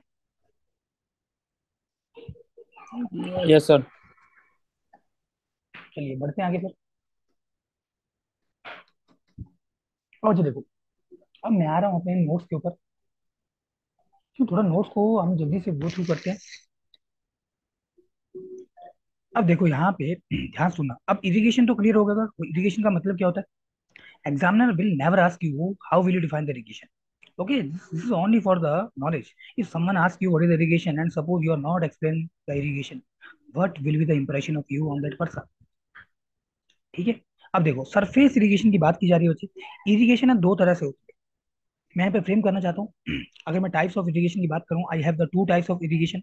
One is the surface irrigation and second one is the sub surface irrigation. दो तरह से हम यहाँ पे इरिगेशन को डिफाइन करते हैं। एक है सरफेस इरिगेशन और दूसरा है सब सरफेस इरिगेशन। ठीक है, तो तुम जैसे मुंह से बोल रहे हो सरफेस इरिगेशन, तो बच्चे जब पानी सॉइल के सरफेस के ऊपर अप्लाई किया जाता है, इसे हम बोलते हैं सरफेस इरिगेशन। अब तुम क्वेश्चन करोगे कि सर पानी तो हमेशा ही सॉइल के सरफेस के ऊपर दिया जाता है। नहीं बच्चे, ऐसा नहीं होता। अब देखो, अगर मेरा यहाँ को भी कोई कैनाल टाइप का बना हुआ है, मान लो कंक्रीट की कैनाल, और पंजाब तो यहाँ पे नहरों का स्टेट बोला जाता है पंजाब को, तो बच्चे ये कैनाल है। और मान लो इस कैनाल का ये जो साइड्स होती है बच्चे, जिनको हम बैंक्स बोलते हैं बेसिकली, ये किनारे, तो यहाँ से मेरा पानी सीप हो रहा है और बेड से भी सीप हो रहा है। समझ रहे हो बात को? और यहाँ से पानी सीप करता हुआ इसके नीचे वाले जो एरियाज है ना, यहाँ पे जा रहा है कॉन्टिन्यूस। जिससे क्या होगा बच्चे, यहाँ वाला जो एरिया होगा वो आपका इरिगेट हो जाएगा। ठीक है, और ये पानी सरफेस के ऊपर नहीं जा रहा है, ये आपका पानी सरफेस के अंदर से होता हुआ जा रहा है, मिट्टी के अंदर से होता हुआ। इसे हम बोलते हैं यहाँ पे सब सरफेस इरिगेशन। सब सरफेस इरिगेशन में भी फर्दर दो टाइप होते हैं। तो पहले सरफेस इरिगेशन की बात करते हैं। भारत के अंदर 75% से ज्यादा जो लैंड है, वो सरफेस इरिगेशन के थ्रू इरिगेट की जाती है। More than 75% of the irrigated land in India, उसमें हम जो पानी सप्लाई करते हैं जो वो सरफेस इरिगेशन से ही करते हैं। राइट, ये ध्यान रखना नॉलेज के लिए। अब अगर मैं बात करूँ, ये जो मेरा सरफेस इरिगेशन होता है, फर्दर ये बच्चे दो टाइप में डिफाइन है। एक है लिफ्ट इरिगेशन और दूसरा होता है मेरे पास फ्लो इरिगेशन। तो जब बच्चे आप डिपार्टमेंट ज्वाइन करोगे इरिगेशन का, तो यहाँ पे ना एक वर्ड और आता है LWSS, जिसे हम बोलते हैं यहाँ पे lift water supply scheme. Knowledge के लिए, LWSS is the lift water supply scheme. Hindi में अगर हम बात करें तो लिफ्ट का मतलब होता है उठाना, तो ये हिंदी में इसका मतलब होता है उठाऊ पेयजल योजना, lift water supply scheme. Okay, तो एक बच्चे मेरे पास है यहाँ पे लिफ्ट इरिगेशन, और लिफ्ट इरिगेशन का पिक्चर में आएगा, थोड़ा सोचो जरा, इंजीनियर हो, लगाओ ब्रेन। तो बच्चे लिफ्ट इरिगेशन तो यहाँ पे पिक्चर में तब आता है, ध्यान सुनो मेरा। ये मान लो मेरा ग्राउंड सरफेस है, तो यहाँ पे मैंने बड़े बड़े बोर होल किए, और यहाँ पे एक बहुत ही अच्छी हॉर्स पावर वाला मैंने पंप इसमें इंस्टॉल कर दिया। और यहाँ से मैं क्या कर रहा हूँ, पानी निकाल रहा हूँ बाहर। कौन सा वाटर? Ground water. तो बच्चे जो मैंने यहाँ से पानी बाहर निकाला, उसे मैं एक हाइट पे जाके स्टोर कर रहा हूँ। Try to understand. उस पानी को मैं जाके एक हाइट पे मैंने टैंक वगैरह बना दिया, इस हाइट पे मैंने उस पानी को स्टोर किया। Are you getting? अब कैसे मैं यहाँ से स्टोर करूंगा? ऑफकोर्स मेरे पास यहाँ पे पंप लगे होंगे। और जब इस टैंक में पानी मेरा स्टोर हुआ, अब मैं क्या कर रहा हूँ बच्चे, उसे with the action of gravity लोगों तक मैं पहुंचा रहा हूँ, वाटर डिस्ट्रीब्यूशन सिस्टम। अगर आप मान लो इरिगेशन डिपार्टमेंट ज्वाइन करते हो, तो उसमें आपका इरिगेशन वर्क कम और पब्लिक डीलिंग ज्यादा होगी, जो मैं आपको बता देता हूँ पहले, क्योंकि मोस्टली आपको पब्लिक डीलिंग ही करना होता है। राइट, तो बच्चे ये होता है लिफ्ट वाटर सप्लाई स्कीम, जो आपका लिफ्ट इरिगेशन के अंदर फॉल करता है। तो इसमें हम ये बोलते हैं कि जब वाटर मेरा हायर एलिवेशन पे प्रेजेंट होता है, और अगर मुझे लोअर एलिवेशन पे पानी सप्लाई करना होता है, लोअर एलिवेशन मतलब जो जगह नीचे होती है, तो विद एक्शन ऑफ ग्रेविटी मैं यहाँ पे पानी सप्लाई कर देता हूँ। This is your basically the फिर ये बच्चे बन जाएगा फ्लो इरिगेशन। अच्छा, लिफ्ट इरिगेशन में क्या है? लिफ्ट इरिगेशन पहले डिफाइन करता हूँ। तो जब मैं यहाँ पे लो एलिवेशन से, यहाँ पे पानी क्या था बच्चे, नीचे था, ग्राउंड वाटर, इसको मैंने लिफ्ट किया। अब कैसे लिफ्ट किया? मैंने कोई पंप वगैरह लगा दिया यहाँ पे, प्रेशर के थ्रू मैं पानी को यहाँ पे बाहर निकाल रहा हूँ, जैसे हम पंप लगाते हैं, आपने देखा भी होगा। और पंजाब में तो बहुत ज्यादा समर्सिबल लगे हुए हैं, पानी हम क्या करते हैं बच्चे, निकालते हैं बाहर और खेतों तक पहुंचाते हैं बच्चे। तो वो लिफ्ट इरिगेशन ही हो रही है बेसिकली। लिफ्ट करने के बाद उसके बाद आप पानी को विद एक्शन ऑफ ग्रेविटी भेज देते हो, तो फ्लो इरिगेशन हो रहा है फिर। तो यहाँ पे बच्चे पहले आपने पानी उठाया और एक हाइट में आपने स्टोर कर लिया, और उस हायर एलिवेशन पे जो स्टोर्ड वाटर है उसको आपने mere action of the gravity से सप्लाई कर दिया आपने, that is a flow irrigation. Are you getting? तो बच्चे मैं सिंपल बोलता हूँ कि when water is available at the higher level, this is higher level, ये लेवल ऊपर है, और मैं पानी को सप्लाई कर रहा हूँ ये लोअर लेवल पे, दिस लोअर लेवल, ये नीचे है यहाँ पे सरफेस, और यहाँ पे मेरे खेत है जहाँ पे मेरी फसल लगी है, और मुझे पानी यहाँ तक लेके आना है, मैंने छोटे छोटे एक डिचेस बनाए हैं। तो बच्चे इस इरिगेशन को मैं बोलता हूँ यहाँ पे फ्लो इरिगेशन। और जब पानी मैं लोअर लेवल से हायर लेवल पे by action of some mechanical means, जैसे पंप हो गया, पंप लगाया मैंने, स्टोर करिए पानी को, जैसे वेल्स भी हो सकते हैं, ट्यूबवेल होते हैं, वो सारे के सारे बच्चे आपके इसी कैटेगरी के अंदर फॉल करते हैं, लिफ्ट इरिगेशन के अंदर, राइट? नॉलेज के लिए, ऑल दो ये सभी को पता होगा। अब इसमें बच्चे दो चीजें हैं, बहुत ज्यादा इंपॉर्टेंट है, एक्सट्रीमली इंपॉर्टेंट। तो पेपर में जो बच्चे क्वेश्चन आ चुका है वो है पेरिनियल इरिगेशन के ऊपर। पेरिनियल इरिगेशन बच्चे, हम ऐसे सोर्स से पानी सप्लाई कर रहे होते हैं अपने चैनल के अंदर, ऐसे सोर्स से हम पानी सप्लाई कर रहे होते हैं बच्चे अपने चैनल के अंदर, तो उस सोर्स से जो हमें पानी मिलता है वो कॉन्टिन्यूस मिलता है, थ्रू आउट द ईयर मिलता है। Are you getting? तो पेरिनियल इरिगेशन में बच्चे हम एक कांस्टेंट और continuous supply of water assure करते हैं क्रॉप को, in accordance with the requirement of the crop और throughout the crop period. मतलब कभी भी ऐसा नहीं होगा कि पानी कम मिल रहा है खेत पे, right? Adequate water of adequate amount of water is always available. और बच्चे अगर मैं बात करूं पेरिनियल रिवर की, ऐसी क्या कोई रिवर होती है जिनमें सालों साल पानी रहता है? तो बच्चे मैं यहाँ पे आंसर करता हूँ, yes, we have the so many rivers. अगर मैं यहाँ पे बात करूँ, थोड़ा सा मैं आपको थोड़ा हट के लेके जा रहा हूँ बच्चे, यहाँ पे मेरे पास में एक ग्लेशियर है, दिस इज ग्लेशियर। और ग्लेशियर को अगर मैं हिंदी में बोलूँ तो हम इसे बोलते हैं हिमनद, हिमनद। ग्लेशियर को हिंदी में बोलते हैं हिमनद। तो बच्चे जो भारत का सबसे बड़ा ग्लेशियर है वो है यहाँ पे बड़ा बंगाल में, ठीक है, हिमाचल में है बच्चे ये बेसिकली, ठीक है, बड़ा शिगरी, नॉट बड़ा Bengal, this is Bara Shigri, let me correct myself, this is Bara Shigri. बड़ा शिगड़ी ये ग्लेशियर है बच्चे, यहाँ से जो पानी, इस ग्लेशियर के मेल्टिंग, मतलब ग्लेशियर कुछ नहीं होता, बर्फ के पहाड़ होते हैं बहुत बड़े बड़े। तो ये ग्लेशियर में से जो मेरा मेल्टिंग ऑफ स्नो होता है, तो ये कहाँ जाता है बच्चे? ये इस रिवर में आ रहा है, और इस रिवर में आपको सालों साल पानी मिलेगा और कॉन्टिन्यूस सप्लाई ऑफ वाटर मिलेगी, जिसे perennial river, this river is nothing but the perennial river. Are you getting? और बच्चे अगर मैं ऐसे रिवर से पानी सप्लाई कर रहा हूँ अपनी फील्ड को, मान लो यहाँ पे मैंने कोई अपना चैनल बनाया हो जिसे मैं ऑफ टेकिंग कैनाल बोलता हूँ, तो ऐसा नहीं है कि आप नदी से डायरेक्टली पानी अप्लाई कर लोगे, तो यहाँ पे मुझे बच्चे कोई स्ट्रक्चर बनाना पड़ेगा। तो अगर ये स्ट्रक्चर मेरा वाटर को स्टोर कर रहा है, फिर स्टोर्ड वाटर को आप डाइवर्ट कर रहे हो इस कैनाल के अंदर, और स्टोर वाटर से आप और भी बहुत सारे पर्पस फुलफिल कर रहे हो, तो बच्चे ये बनता है मेरा डैम। लेकिन अगर आपने सिर्फ यहाँ पे कोई छोटा सा स्ट्रक्चर बनाया है जो वाटर को स्टोर नहीं कर रहा है, बट जितना भी यहाँ पे हेड ऑफ वाटर उसको डाइवर्ट कर रहा है, वो उसको हम बोलते हैं बच्चे वियर। ये हम पढ़ेंगे डिटेल में, समझ रहे बात को? तो ये जो पेरेनियल इरिगेशन होता है इसमें कॉन्टिन्यूअस और कांस्टेंट सप्लाई ऑफ वाटर होता है through out the crop period of the particular crop. और फ्लड इरिगेशन क्या होता है? तुम नाम से समझो फ्लड, फ्लड इरिगेशन क्या होगा? तो बच्चे फ्लड इरिगेशन में देखो, अगर आपने कभी ऐसा कहीं सुना है, देखो मैं अगर बात करूँ हिली स्टेट्स की, तो ऐसा होता है बच्चे, और कुछ जगह ये प्रैक्टिस भी किया जाता है। जैसे मान लो कोई रिवर है, ध्यान सुनना, ये कोई रिवर है, ये रिवर में आपका वाटर फ्लो कर रहा है, जैसे direction of flow of water. अब ये मत बोलना कि पानी यहाँ पे चढ़ाई चढ़ रहा है, ये प्लान मैं आपको शो कर रहा हूँ। और इसके बाजू मैंने यहाँ पे रिवर के बाजू में मेरे फील्ड है, खेत है। अब ये मत बोलना कि सर रिवर के बाजू में किसके खेत होंगे, अरे यहाँ पे खेत है, लोगों के खेत हैं, और मैं आपको प्रैक्टिकली बता रहा हूँ। तो जब यहाँ पे बरसात के सीजन में, या मान लो यहाँ पे कई बार रिवर के अंदर बहुत एक्सेस में पानी आता है, जिसको हम बोलते हैं फ्लड वाली सिचुएशन है, तो ये वाला जो मेरा एरिया होगा पूरा का पूरा सबमर्ज हो जाएगा पानी के अंदर। Are you getting? और जब ये पूरा का पूरा एरिया सबमर्ज हो जाएगा, तो इस सॉइल की ना थॉरो सैचुरेशन होगा। थॉरो सैचुरेशन बोले मतलब ये जो सॉइल में जितने वर्ड्स होंगे सारे सारे पानी से भर जाएंगे। तो जब ये बच्चे वाटर का लेवल इस रिवर में नीचे जाएगा, तो ये सॉइल मेरे मुझे दिखना शुरू हो जाएगा। और कुछ समय के बाद, ऐसा नहीं एकदम से आप यहाँ पे कोई भी एग्रीकल्चर एक्टिविटी कर सकते हो, नहीं कर सकते हो। यहाँ पे मड फॉर्मेशन होगा, कीचड़ बना होगा यहाँ पे, समझ रहे हो? यहाँ पे क्या बना होगा? कीचड़, जिसको आप मोस्टली बोलते हो चीकड़, ठीक है। तो यहाँ पे कीचड़ बना होगा बच्चे, आप नहीं कर सकते हो, थोड़ा आपको वेट करना पड़ेगा। तो इस तरह की इरिगेशन को हम बोलते हैं यहाँ पे फ्लड इरिगेशन। और फ्लड इरिगेशन का दूसरा नाम है अनकंट्रोल्ड इरिगेशन या इनअंडेशन इरिगेशन। ये फ्लड इरिगेशन का नाम होता है बच्चे।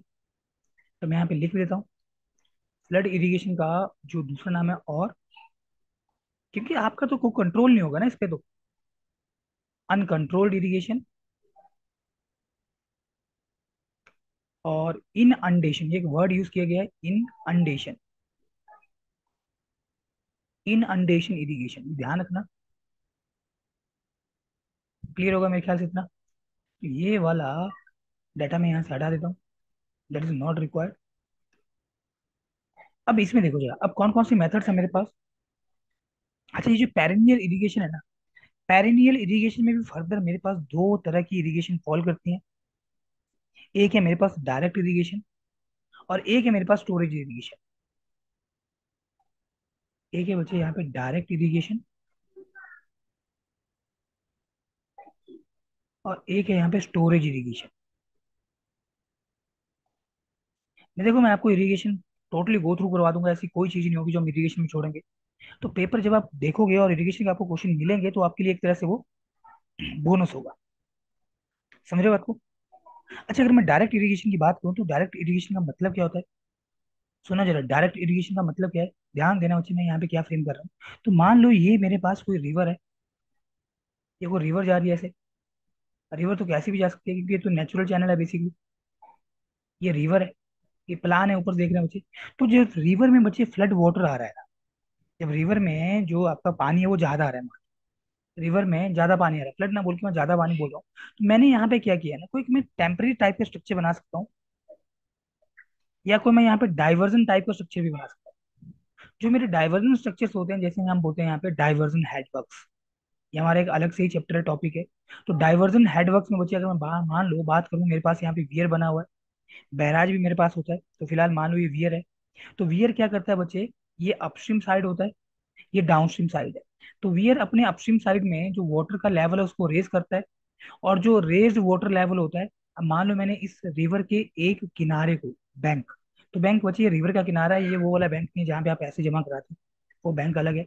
तो यहाँ पे इस रिवर के बैंक पे हमने क्या किया बच्चे, एक मैंने यहाँ पे चैनल बनाया हुआ कुछ ऐसे, जिसको हम बोलते हैं ऑफ टेकिंग कैनाल। और ये हमने बनाया, तो हम इसको कंक्रीट का बनाएंगे बच्चे। समझ रहे बात को। इसको हमने बनाया, हम इसको कंक्रीट का बना रहे हैं, ट्राई टू अंडरस्टैंड। तो इसे हम बोलते हैं basically canal, artificial channel, man made channel, कुछ भी बोलो। ये पानी आ रहा है इसके अंदर, इसका क्रॉस सेक्शन कैसा भी हो सकता है, ट्रेपेजोइडल, रेक्टेंगुलर, ये कोई बड़ी बात नहीं है। तो इसके अंदर बच्चे हम यहाँ पे पानी भेज रहे हैं, हम यहाँ पे पानी सप्लाई कर रहे हैं इधर। इसे फिलहाल के लिए मैं बोल देता हूँ ऑफ टेकिंग कैनाल है चैनल, राइट। तो बच्चे जो रिवर के अंदर रन ऑफ है, मैंने उस वाटर को डाइवर्ट कर दिया इस कैनाल में, और इस कैनाल से होता हुआ मेरे खेत तक बच्चे वो पानी पहुंच रहा है, फील्ड तक। तो उस तरह की इरिगेशन को मैं क्या बोलता हूँ बच्चे, that is the direct irrigation. मतलब जब आपने रिवर रन ऑफ को रिवर में से डाइवर्ट किया, इस कैनाल में भेज दिया, जो मेन कैनाल होती है जनरली, और फिर वो मेन कैनाल से पानी जाता है आपका ब्रांच कैनाल में, ब्रांच कैनाल से वो आपका डिस्ट्रीब्यूटर में पानी जाएगा, मेजर डिस्ट्रीब्यूटर में, मेजर डिस्ट्रीब्यूटर से माइनर डिस्ट्रीब्यूटर में, फाइनली माइनर डिस्ट्रीब्यूटर से होता हुआ फील्ड चैनल में आएगा, और फिर फील्ड तक पानी पहुंच जाता है। तो उस इरीगेशन को बोला जाता है बच्चे डायरेक्ट इरीगेशन। और एक होता है स्टोरेज इरीगेशन। स्टोरेज इरीगेशन में क्या होता है बच्चे, जैसे यहाँ पे हम वियर ना बना के यहाँ पे डैम बना होता है जनरली, क्योंकि डैम का काम ही होता है पानी को स्टोर करना। तो जब यहाँ पे मेरे पास एक्सेस पानी आता है रिवर के अंदर, या मान लो मानसून सीजन है, तो हम क्या करते हैं, डैम के अपस्ट्रीम में पानी स्टोर हो जाता है, जो पीछे यहाँ पे रिजर्वायर की क्रिएशन होती है, राइट। अब ये जो स्टोर्ड वाटर होता है, जब यहाँ पे रिवर में पानी कम होता है, या मान लो बारिश कम हो रही है, फिर उस वाटर को हम यहाँ से भेजते हैं इस ऑफ टेकिंग कैनाल में, और इरिगेट किया जाता है लैंड को। उस तरह की इरिगेशन को बोला जाता है बच्चे यहाँ पे स्टोरेज इरिगेशन। तो मेरे ख्याल से क्लियर हो गया होगा कि डायरेक्ट इरिगेशन क्या है और स्टोरेज इरिगेशन क्या है, राइट। Yes sir. नेक्स्ट मेरे पास है यहाँ पे जो मेथड्स ऑफ इरिगेशन है, दैट आर एक्सट्रीमली इंपॉर्टेंट। यहाँ से क्वेश्चन आता है कि बताओ कौन सा मेथड आप प्रीफर करोगे। फाइन। मेथड ऑफ इरिगेशन में पहला जो मेरा मेथड है, that is the free flooding. Free flooding को हम वाइल्ड फ्लडिंग के नाम से भी जानते हैं। वाइल्ड बोलना मतलब जंगली। एक बार जब पानी छूट गया ना, तो उसके ऊपर कोई कंट्रोल नहीं होगा। तो मतलब ये खुला सांड है, ये वाला जो पानी है ये खुला सांड है, एक बार इसको छोड़ दिया ये अपनी मर्जी से भागेगा। तो ये मेरा है फील्ड, ये है बच्चे मेरा फील्ड यहाँ पे, दिस इज फील्ड। और यहाँ पे ये हमारा कोई क्रॉप लगा हुआ है, ट्राई टू अंडरस्टैंड। तो यहाँ पे मेरा पानी आ रहा है, पानी मैं कैसे यहाँ पे फ्रेम कर रहा हूँ। सोचिए यहाँ पे ना मेरे पास बनी होगी चैनल्स, जिन्हें हम बोलते हैं डिचेस। ये है मेरी डिच, ठीक है, जिसे मैं सप्लाई डिच भी बोलता हूँ। इसमें पानी जा रहा है बच्चे, और यहाँ पे ना हम कुछ ओपनिंग दिए होंगे, जहां से पानी मेरे खेत में आ रहा है। और जब बच्चे आपने खेत में पानी छोड़ दिया ना, फिर उस पानी के ऊपर आपका कोई कंट्रोल नहीं है, वो आपका पानी अपनी मर्जी से जाएगा। अब तुम बोलोगे सर हमें उस पानी को कंट्रोल करके क्या करना है, वो तो अपनी मर्जी से जाता है हमेशा। नहीं, ऐसा नहीं होता बच्चे। अगर मान लो यहाँ से पानी जा रहा हो, सारा का सारा पानी एक ही तरफ इकट्ठा हो जाए तो, और इस तरफ पानी जाए ना तो, सोचो जरा। तो ये वाला जो सॉइल है वो तो ड्राई हो जाएगा, सूखा रह जाएगा। और यहाँ वाला सॉइल आपका बहुत ज्यादा वेट हो जाएगा, जिससे यहाँ पे वाटर लॉगिंग हो जाएगी। तो उल्टा हमें नुकसान ही हो रहा है। समझ रहे बात को? तो यहाँ पे ये जो मेरा वाइल्ड फ्लडिंग होता है ना, या आप जिसको हम फ्री फ्लडिंग या ऑर्डिनरी फ्लडिंग भी बोलते हैं हम जिसको, तो इसमें हमारा कोई कंट्रोल नहीं होता। जब एक बार पानी छूट जाता है, there is no control over the water. तो पानी अपनी मर्जी से जाता है यहाँ पे, जिस तरफ जाना चाहता होगा, खुला सांड है वो, कोई उसको नहीं रोकने वाला। अब मैं अगर बात करूँ, ये जो मेरा फ्री फ्लडिंग है ना, एक बार पानी छोड़ दिया खेत पे, then there is no restriction on the movement of the water. देखो लिखा भी है, as water leaves the ditches, D है यहाँ पे, as water leaves the ditches, ये डी है यहाँ पे बच्चे। No attempt is not made, no attempt made to restrict the, this is not the movement, let me correct, this is the movement. No attempt is made to restrict the movement of water। पानी की movement को control करने के लिए हम कुछ भी नहीं कर रहे होते, राइट। तो बच्चे ये वाला जो आपका मेथड होता है ना, ये जनरली सुटेबल होता है, अगर मैं बात करूँ रूलिंग लैंड की, मतलब जिसमें थोड़ा सा अप डाउन है, this is suitable for the, ये अलग अलग है बच्चे। यहाँ पे मैं थोड़ा क्लियर करना चाहता हूँ, ये कॉमा है यहाँ पे, this is suitable for the ruling land. ये पेपर में आ चुका है, जेई के पेपर में, कि कौन सा मेथड है जो रोलिंग लैंड के लिए सुटेबल होता है। तो आंसर था फ्री फ्लडिंग, जिसे हम ऑर्डिनरी फ्लडिंग के नाम से भी जानते हैं, राइट। ये पहला मेथड। दूसरा मेथड है बच्चे बॉर्डर फ्लडिंग। अब तुम नाम से समझो बॉर्डर। बॉर्डर का मतलब क्या होता है? बॉर्डर होता है बच्चे जैसे इंडिया पाकिस्तान का बॉर्डर है, या इंडिया चाइना बॉर्डर है। समझ रहे हो बात को? तो बॉर्डर जैसे स्टेट टू स्टेट के भी बॉर्डर होते हैं, जिसे हम बाउंड्री बोलते हैं, बेसिकली बॉर्डर नहीं बोल सकते, बाउंड्री बोलते हैं। तो इसमें क्या होता है ना, अगर मैं इसमें आपको थोड़ा सा आइडिया दूं, तो यहाँ पे ना मेरे पास, ध्यान से सुनते जाना अपनी चीजों को, ये मैं एक बार आपको ब्रशअप करा देता हूँ सारी चीजों का। यहाँ पे बच्चे ये मेरे एक इनटेक चैनल है, इसमें पानी जा रहा है। थोड़ा इनटेक चैनल को मैं बड़ा करता हूँ। ये चैनल है जो हमने बनाया होगा बच्चे, छोटा चैनल है, बहुत बड़ा चैनल नहीं है। अगर आप बोलो ऐसे ही कोई बहुत बड़ी यहाँ पे रिवर है और रिवर से आप डायरेक्ट पानी खेत पे लेके आ रहे हो, इम्पॉसिबल है बच्चे। कभी भी ऐसा नहीं हो पाता, और मेन कैनाल से भी आप कभी भी पानी यहाँ पे सप्लाई नहीं कर पाते हो डायरेक्टली फील्ड पे। तो ये मेरा है बच्चे यहाँ पे फील्ड चैनल, इसे मैं बोल रहा हूँ फील्ड चैनल। आप ध्यान से सुनते जाना, मैं पूरा का पूरा इरिगेशन इंजीनियरिंग यहाँ पे कवर कर दूंगा। और कोई भी ऐसी चीज नहीं होगी जो यहाँ पे कवर नहीं होगी। आप कोई सा भी क्वेश्चन उठा लो, गेट का, ईएससी का, राइट, और अपनी स्टेट एजेई का, चाहे तुम जिस मर्जी स्टेट का तुम क्वेश्चन उठा लो। अब मैं यहाँ पे बात कर रहा हूँ कि जो बच्चे पहले मेरे पास एरिया था ना, जिसको मैंने नहीं बांटा हुआ था, अब मैंने छोटे छोटे यहाँ पे उस एरिया के ना हिस्से करके मैंने इसको डिवाइड कर दिया बच्चे। ये लो, ये क्वांटिटी में शो करता हूँ, तो मैंने यहाँ पे इसके क्या किया बच्चे, कुछ हिस्से से मैंने इसकी स्ट्रिप में कन्वर्जन कर दिया। इसकी ये ऐसी मैंने स्ट्रिप्स बना दी। अरे गेटिंग? मैंने इस एरिया की ना कुछ ऐसी ऐसी स्ट्रिप्स बना दी। ये जो काले काले वाली है, ये स्ट्रिप्स हैं। और यहाँ पे मैं पानी सप्लाई कर रहा हूँ, तो यहाँ से बच्चे पानी आएगा अंदर, यहाँ से पानी अंदर आ रहा है। तो जहां से पानी अंदर आता है उसे हम बोलते हैं आउटलेट्स। यहाँ से पानी अंदर आ रहा है। ध्यान से सुनते जाना अपना वर्ड टू वर्ड मैं क्या बोल रहा हूँ। बहुत सारे क्वेश्चन बन रहे हैं आपकी स्टेट जेई में खास कर, ठीक है। तो पानी जब बच्चे यहाँ से अंदर आता है ना, तो पानी यहाँ से अंदर आ रहा है, और मान लो इसने पूरा का पूरा एरिया मेरा इरिगेट कर दिया। ध्यान से सुनना मैं क्या बोल रहा हूँ। अब बच्चे जो यहाँ पे एक चीज सोचो, न्यूमेरिकल फ्रेम होता है आपके कोर्स के अंदर। अब कितना टाइम लगेगा, मान लो अभी पानी चल ही रहा है, फॉर एग्जाम्पल ये पानी है सारा, तो कितना टाइम लगेगा जब वाटर को आपने यहाँ से अलाउ किया, तो पानी का ये वाटर मॉलिक्यूल, ऐसे बहुत सारे वाटर मॉलिक्यूल होंगे यहाँ से यहाँ तक पहुंचने। Are you getting? यहाँ से यहाँ तक पहुंचने में कितना समय लगेगा पानी को, वो टाइम आपसे एई के पेपर में पूछा हुआ था, न्यूमेरिकल। अगर मैं जेई की बात करूँ ना बच्चे, तो ये जो स्ट्रिप है ना, स्ट्रिप की विड्थ कितनी होती है? ये स्ट्रिप है, this is the basically the border flooding. इसमें जो भी एरिया होता है बच्चे, जितना भी लैंड हमारे पास होता है, उसको नंबर ऑफ स्ट्रिप्स में हम डिवाइड करते हैं। और यहाँ पे जो ये एरिया सेपरेट किया जाता है, ये लो लीवीज होती है, मतलब मिट्टी से छोटे छोटे बंड्स बने होते हैं, जिनको हम बोलते हैं low levees. These are the low levees.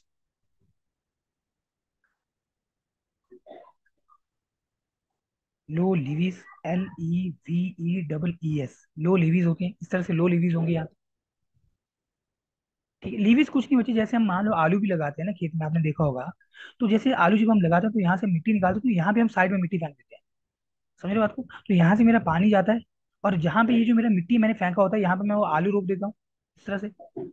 और वो जो पानी होता है वो इनडायरेक्टली इस रूट जोन को नरिश करता है, जो मेरा फरो इरिगेशन मेथड होता है। तो ये जो मैंने यहाँ पे मिट्टी निकाला ना और साइड में डाला, इन्हें हम बंड्स बोलते हैं, बेसिक छोटे छोटे बंड्स होते हैं। हिंदी में बात करें, जैसे हमारे पास क्यारियां भी होती है ना, बाउंड्री टाइप के लिए क्यारियां हम जो बनाते हैं, तो कुछ रेज हम मिट्टी डाल देते हैं। तो मुझे पहली चीज तो ये जो स्ट्रिप बनी है इसकी विड्थ कितनी है, that was a question in your JE examination. तो चीज जो विड्थ होती है ना, ये विड्थ 10 से 20 मीटर होती है इस स्ट्रिप की। मतलब 10 से 20 मीटर तक चौड़ाई में ये स्ट्रिप होगा, और 100 से 400 मीटर लेंथ में होगी। तो लेंथ अगर 100 से 400 मीटर में, मान लो अगर मैं 400 मीटर भी पकड़ूंगा चेस को, तो 400 मीटर अप्रोक्सीमेटली आधा किलोमीटर हो गया। क्योंकि 500 मीटर कितना होता है, 500 मीटर 0.1, सॉरी 0.5 किलोमीटर हो गया क्या? क्योंकि 1 किलोमीटर में 1000 मीटर होता है। 500 मीटर कितना हो गया, आधा किलोमीटर हो गया क्या? तो काफी लेंथ है खेत की। अब बच्चे जो इसमें दूसरा जो इंपॉर्टेंट क्वेश्चन है जो जेई में पूछा भी हुआ है, अब देखो जब भी हम पानी छोड़ेंगे ना बच्चे, ये मेरे आउटलेट्स हैं ऊपर, दीज आर द आउटलेट्स। इन्हें हम क्या बोलते हैं बच्चे, ये सारे के सारे आउटलेट्स हैं, तो मैं बार बार नहीं लिख रहा हूँ आउटलेट्स, अंडरस्टैंड कर लेना। These are the outlets, this is also outlets. Outlets, outlets कुछ नहीं जहां से पानी निकल रहा है, basically these are the outlets, नाम ही है आउटलेट। अब बच्चे जब यहाँ से पानी निकलता है ना, हम चाहते नहीं कि पानी मेरा एक ही साइड इकट्ठा हो जाए, आर यू गेटिंग? या पानी मेरा बिल्कुल बीच बीच में चलता रहे, साइड साइड से मिट्टी मेरी सूखी हो। तो to prevent the water from concentrating on the इधर साइड ऑफ द बॉर्डर, हम चाहते नहीं कि पानी या तो इस तरह चला जाए या तो इस तरह चला जाए, या खाली वो बीच में रहे। तो ये चीज को प्रिवेंट करने के लिए, ध्यान से सुनना क्या बोल रहा हूँ, ये चीज को प्रिवेंट करने के लिए हम क्या करते हैं, अपने इस लैंड को ना लेवल करते हैं। अब लेवल हम इसको कैसे करते हैं, ध्यान देना। जिस डायरेक्शन में फ्लो हो रहा होता है, ये direction of flow of water है, ये जो मैंने एरो लगाया ये direction of flow of water है। तो जिस डायरेक्शन में बच्चे पानी मेरा फ्लो करता है ना, उसके नॉर्मली हम यहाँ पे लैंड को लेवल कर रहे होते हैं, we are levelling the area perpendicular to the direction of flow. Try to understand, ये है डायरेक्शन ऑफ फ्लो। ये जो एरो है बच्चे ये शो कर रहा है डायरेक्शन ऑफ फ्लो को। अच्छा, अब मैं एरिया को अगर लेवल कर रहा हूँ perpendicular to the direction of flow, इसका क्या मतलब है? इसका ये मतलब बच्चे, अगर मैं इस पॉइंट पे, ध्यान सुनना जरा, इस पॉइंट पे, इस पॉइंट पे और इस पॉइंट पे अगर मैं आरएल चेक करना चाहूँ कितना होगा, तो तीनों पॉइंट का आरएल सेम है। और इस पॉइंट का आरएल मान लो ये पॉइंट 1 है, ये पॉइंट 2 है, ये पॉइंट 3, अगर पॉइंट 1 का आरएल, फॉर एग्जाम्पल अगर 100 है, 100.000 मीटर, डेसिमल के बाद 3 प्लेसेस इसलिए चलते हैं क्योंकि बच्चे जो लीस्ट काउंट होता है यहाँ पे लेवलिंग स्टाफ का वो 5 mm होता है, और 1 मीटर को अगर मैं में कन्वर्ट करूँ तो डेफिनेटली 1 मीटर में 1000 होता है, तो डेसिमल के 3 प्लेसेस तक वैल्यू जाएगी। तो बच्चे ये पॉइंट 1 का जो आरएल है वो 100 है, पॉइंट 2 का भी आरएल 100 है, पॉइंट 3 का भी आरएल 100 है। मतलब पानी, देखो अगर मैं बोलूँ यहाँ पे कि पॉइंट 1 का जो आरएल है फॉर एग्जाम्पल वो 100 था, और पॉइंट 2 का आरएल मान लो यहाँ पे वो 101 है, मतलब ये 1 मीटर ऊपर हो गया पॉइंट 2। और मान लो पॉइंट 3 का आरएल अगर मैं बोल दूं ये 102 मीटर है, ये इससे भी और ऊपर हो गया, तो ऐसे जैसे स्लोप होगा कुछ, समझ रहे? पॉइंट 1 इधर आ गया, पॉइंट 2 इधर आ गया, पॉइंट, डेफिनेटली जब पानी आएगा एकदम से इधर चला जाएगा। तो बच्चे हमेशा जो लैंड होती है ना, जिसमें हमें पानी सप्लाई करना होता है इस वाटर फ्लडिंग मेथड के अंदर, हमेशा लैंड को लेवल किया जाता है perpendicular to the direction of flow. ये ध्यान रखना आप, ये इंपॉर्टेंट पॉइंट है और यहाँ पे मार्क किया हुआ बच्चे, ये देखो। To prevent the water from concentration on either side of land, level land should be level, ऐसा बस ये इतना ही है। To prevent the water from concentration, मतलब पानी एक तरफ ना चला जाए, ये इतना है बच्चे। इसके बाद comma comma, land should be levelled perpendicular to the, ये पूछा हुआ था आपसे पेपर के अंदर जेई में, कि जो बॉर्डर फ्लडिंग होता है उसमें हम लैंड को कैसे फ्रेम करते हैं। तो आंसर था land is levelled normal to the direction of flow, या perpendicular to the direction of flow, कुछ भी बोलो। Are you getting? और यहाँ पे क्या है, यहाँ पे कॉमा है। तो ये आंसर था, जो मैंने रेड से अंडरलाइन कर दिया ना, ये आंसर था। This was the answer of the question. Are you getting? Are you getting? और बच्चे ये समझ में आ रहा है? यस बिल्कुल सर। सिंपल सी चीजें यस हैं। Sir. Yes sir, yes sir. चलिए, तो ये यस मेरा बॉर्डर सर। फ्लडिंग हो गया, ये ध्यान रखना। अब इसमें देखो जो जो बच्चे एक ही एग्जामिनेशन की प्रिपरेशन कर रहे हैं, मेरे ख्याल से बहुत सारे बच्चे हैं जो एक ही एग्जाम की प्रिपरेशन कर रहे हैं। तो बच्चे यहाँ पे ना, अब देखो ये है क्वेश्चन ए में और ये है न्यूमेरिकल। तो जब मैंने यहाँ से पानी छोड़ा इस आउटलेट से, तो उस पानी को यहाँ से यहाँ, ये मेरा एंड हो रहा है फील्ड का, यहाँ से यहाँ तक पहुंचने में कितना समय लगा? थोड़ा सोचो आप बच्चे, और इंजीनियर हो, अगर इंजीनियर नहीं भी होते, अगर आप किसान हो, तो किसान तो सभी हैं, और पंजाब में तो किसान बहुत अच्छे हैं, और किसानी बहुत ज्यादा है पंजाब के अंदर। अब बच्चे अगर मैं बात करूं यहाँ पे, अगर मैं बात करूं कि जब मैं खेत में पानी सप्लाई करता हूँ, तो बच्चे मुझे ये देखना पड़ता है कि मेरी यहाँ पे जो मिट्टी है खेत की वो कैसी है। मिट्टी है खेत की कैसी है, इसका क्या मतलब है? इसका ये मतलब बच्चे, अगर वो रेतीली मिट्टी होगी जिसको हम बोलते हैं सैंडी सॉइल, अगर वो रेतीली मिट्टी होगी तो जब बच्चे यहाँ से पानी छोड़ोगे तो मैक्सिमम पानी तो वहीं पे आपका सीप हो जाएगा।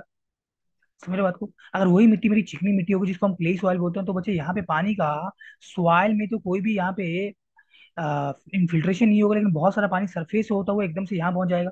लेकिन हम तो चाहते थे कि मिट्टी में कुछ पानी यहाँ पे रिसे भी, कुछ पानी मिट्टी के अंदर रिटेन रहे, तब भी हमारा पर्पस फुलफिल नहीं होगा। तो बच्चे हमें ये डिसाइड करना होता है हमारे पास किस तरह की सॉइल है, तो उसी के बिहाफ के ऊपर यहाँ पे सॉइल को कंप्लीटली, मतलब इस स्ट्रिप को कंप्लीटली इरिगेट करने के लिए कितना समय लगता है, ये हम फ्रेम आउट कर रहे होते हैं। Are you getting? तो बच्चे यहाँ पे ना एक वर्ड आता है जिसको हम बोलते हैं इनफिल्ट्रेशन रेट, और ये जो स्मॉल एफ है यहाँ पे, ये है infiltration rate. This is the infiltration rate. अब जैसे तुमने देखा होगा कि जब बारिश होती है, जैसे कल बारिश हुआ, तो बहुत अच्छी से बारिश हुई, और जब बारिश होती है तो कुछ ऐसे एरियाज होते हैं जहाँ पे बारिश होती है और मिट्टी एकदम से उस पानी को सोख कर लेती है। ये मान लो बारिश हो रही है, रेनफॉल हो रही है, तो डेफिनेटली वहां वाली जो सॉइल होगी बच्चे, उसका इन्फिल्ट्रेशन रेट की वैल्यू हाई होगी, जिसको हम इनफिल्ट्रेशन कैपेसिटी भी बोलते हैं। समझ रहे हो बात को? तो यहाँ पे बच्चे एक वर्ड आता है rate of infiltration of soil, वो एफ है यहाँ पे, इन्फिल्ट्रेशन रेट, जो जनरली आपको यहाँ पे जिस यूनिट में गिवन होता है, जैसे जो वेलोसिटी यूनिट होता है, तो वो सेंटीमीटर पर सेकंड, यहाँ पे भी बच्चे टाइम के साथ होगा, सेंटीमीटर पर सेकंड या मीटर पर सेकंड या पर सेकंड, कुछ भी हो सकता है ये। और लिखता हूँ यार, समझ रहे हो बात को?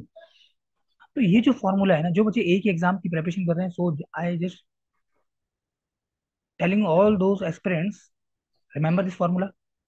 इस फॉर्मूले को आप याद रखो। Even I can derive this formula, but that is not required. वो रिक्वायर्ड है इसके, मैं डेरिवेशन में नहीं जा रहा है। तो यहाँ रखना T equal to 2.303 Y by X log to the base 10 Q upon Q minus A. देखो मैंने स्पीड इसलिए बढ़ाई है क्योंकि कई बार बच्चे बोलते हैं कि sir can we increase the speed of the class, तो मैं इनको यही बात बोलता हूँ कि लाइव क्लास में आप मेरी स्पीड नहीं बढ़ा सकते।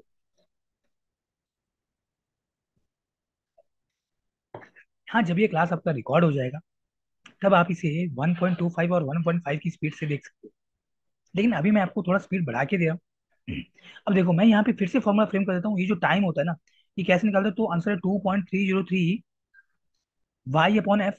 अच्छा वाई क्या होता है, ये मैं आपको बताता हूँ, just hold on. Y by F, पहले मैं फॉर्मूला फ्रेम करता हूँ, log to the base 10 Q upon Q minus A F. ये है बच्चे फॉर्मूला। जो बच्चे एक ही एग्जाम की प्रिपरेशन कर रहे हैं, इस फॉर्मूले को रट लेना भाई। अगर नहीं समझ में आएगा फॉर्मूला कैसे, then I will give the explanation. अब बच्चे यहाँ पे क्यू होता है, जो आप इस सप्लाई डिश से पानी भेज रहे हो ना, किस रेट के साथ भेजे, तो वो डिस्चार्ज। जैसे एन एग्जाम्पल, आप नल ओपन करते हो और आपने बोला कि मेरे पास 1 मिनट के अंदर वो 20 लीटर वाली बकेट भर गई, तो 1 मिनट के अंदर वो भर रही है ना, तो वॉल्यूम कितना है? 20 लीटर, क्योंकि लीटर तो वॉल्यूम का यूनिट होता है। तो मैं बोल सकता हूँ कि अगर 1 मिनट में 20 लीटर की बकेट भर रही है, तो 1 सेकंड में कितना भरा होगा? 1 मिनट में 60 सेकंड होते हैं। सॉल्व कर लेंगे इसको, लीटर पर सेकंड में मैं यहाँ पे क्या करूंगा? डिस्चार्ज फ्रेम कर दूंगा। तो ये मुझे क्यू है डिस्चार्ज गिवन उस सप्लाई डिच का।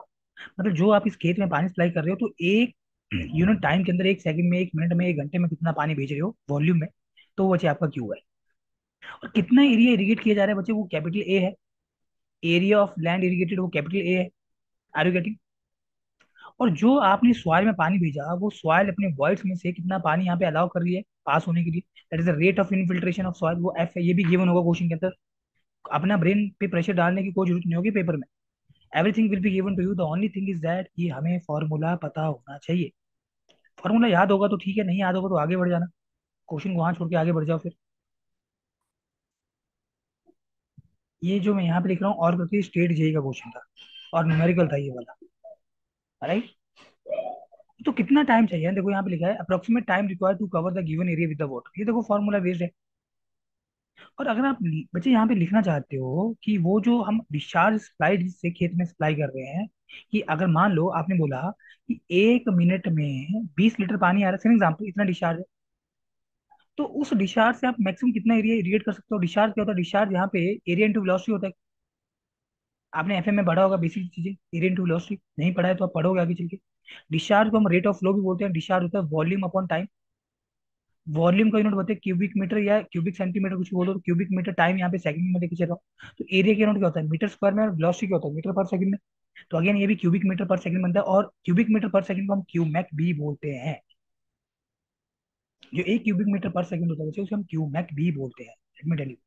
और जब भी किसी भी डैम से, या मान लो कोई आपका बैराज वगैरह है तो पानी छोड़ जाता है, तो वो मिलियन क्यूसेक की टर्म में होता है, तो क्यूमैक भी नहीं होता, वहां पे क्यूसेक होता है। नाम सुना होगा आप लोगों ने क्यूसेक का भी। और क्यूसेक क्या होता है बच्चे, अगर मैं बात करूँ यहाँ पे ना, एक क्यूसेक, कुछ भी नहीं छोड़ेंगे सब कुछ पर डालेंगे, कुछ भी नहीं छोड़ेंगे सब कुछ पर डालेंगे। एक क्यूसेक बच्चे यहाँ पे होता है 1 क्यूबिक फीट पर सेकंड। अब क्यूबिक फीट देखो, अगेन ये वॉल्यूम का यूनिट हो गया, और सेकंड तो टाइम का यूनिट है। और एक क्यूमेक क्या होता है, एक क्यूबिक मीटर पर सेकंड होता है, ये ध्यान रखना। क्यूमेक में एक क्यूबिक मीटर पर सेकंड है, और एक क्यूबिक मीटर में 1,000 लीटर होता है, ये ध्यान रखना। एक सेकंड में 1,000 लीटर जो टंकी होती है उसको खाली कर दो, इतना पानी तुम भेज रहे हो, तो वो 1 क्यूमेक रेट ऑफ फ्लो है। राइट, ये फॉर्मूला इंपॉर्टेंट है। अब देखो ये स्टेट जेई में पूछा हुआ था, न्यूमेरिकल था बच्चे, कि maximum area that can be irrigated by Q amount of discharge. तो बच्चे हमें यहाँ पे ना rate of infiltration of soil given था। तो यहाँ पे देखो मैंने आपको बोला कि जो मेरा एफ है ना, उसका वही यूनिट होता है जो वेलोसिटी का यूनिट है। तो एक काम कर लो, इस वी को रिप्लेस कर दो यहाँ पे एफ से। तो कितने एरिया आप इरिगेट कर सकते हो, तो मैक्सिमम एरिया जो हम इरिगेट कर सकते हैं, क्यू अपॉन एफ हो जाएगा। एफ यहाँ पे इन्फिल्ट्रेशन रेट है सॉइल के गिवन होगा, तो कितना पानी भेज रहे हो क्यू हो गया। राइट। दूसरा जो मेथड है बच्चे, वो है मेरे पास यहाँ पे चेक फ्लडिंग। दूसरा जो मेथड है मेरे पास वो है check flooding. Second method that I have is the check flooding. अब इसमें क्या होता है ना, चेक फ्लडिंग के अंदर,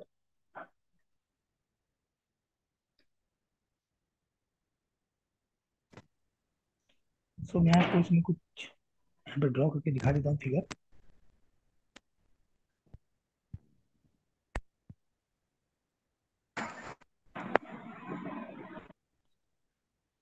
जस्ट होल्ड डाउन थोड़ा सा, ये जो सॉफ्टवेयर है वो स्लो है।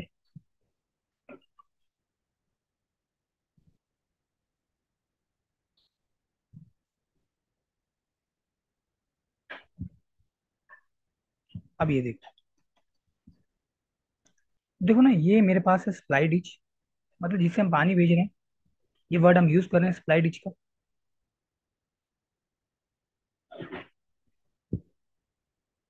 What is Y? Y depth of water है बच्चे। अच्छा, हमने वाई को नहीं डिस्कस किया ना, मतलब ठीक है, okay, just hold down. Okay okay, I forgot to discuss this one. अच्छा, जैसे ये स्ट्रिप है ना, जैसे ये खेत है मेरा, स्ट्रिप बोले मतलब खेत ही है ये, है कि नहीं? और क्या है ये, खेत ही तो है ये। अच्छा रुको जरा, ये अगेन डॉक्यूमेंट सेव कर रहा है।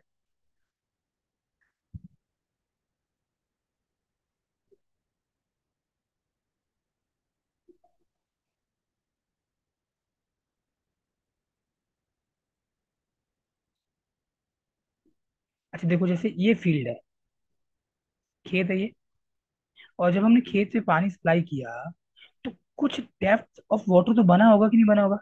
मान लो इतना हाइट ऑफ वाटर बना है खेत के ऊपर, डेप्थ ऑफ वाटर ऐसा तो होगा नहीं ना कि तुम पानी सप्लाई करोगे खेत में और एकदम से फटाक से पानी सारा सारा चला जाएगा।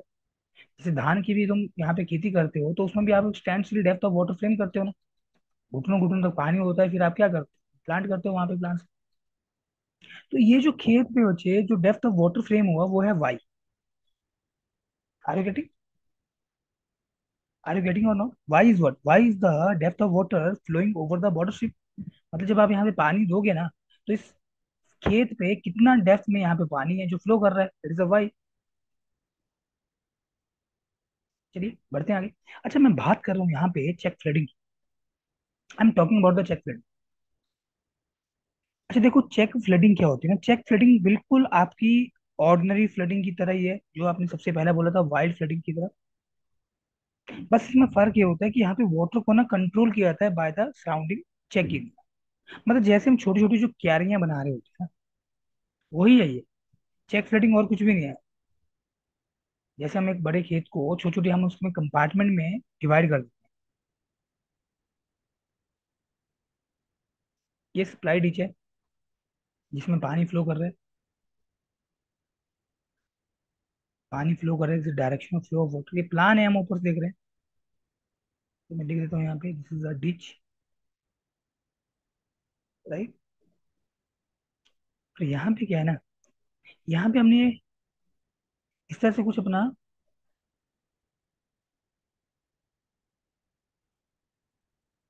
ये मिट्टी के हमने बच्चे यहाँ पे बर्न्स बनाए हुए हैं, राइट। लो और फ्लैट लीवी होते हैं, मतलब बहुत ज्यादा ये मिट्टी के बर्न्स नहीं होते, छोटे छोटे हाइट में होते हैं, इस तरह से, जैसे क्यारियां टाइप में बनानी। Are you getting? यस ये सर। मिट्टी की है। और मैं कुछ फिगर भी आपको दिखाता हूँ यहाँ पे, जिससे आपको थोड़ा चीजें समझने में आसानी हो जाएगी। और देखो, आप तो पंजाब के हो, चीजें मेरे ख्याल से बहुत ज्यादा क्लियर होनी चाहिए आप लोगों को। और फिर भी अगर आप यहाँ पे देखना चाहते हो किताब में क्या लिखा हुआ है, वो मैं आपको फ्रेम कर देता हूँ, घबराओ मत मुझे, और मैं दिखा देता हूँ picture, let me show you. चीजों को देखोगे तो बेहतरीन तरीके से समझ लोगे।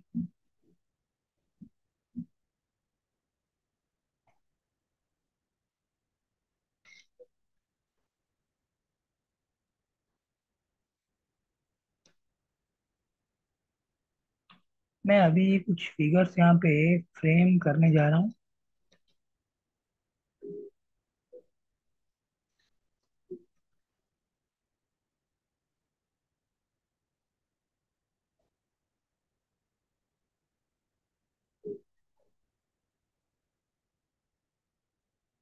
अच्छा, मैं एक फिगर आप लोगों को शो कर रहा हूँ, मुझे बताना है कौन सा मेथड होगा, which type of method is it.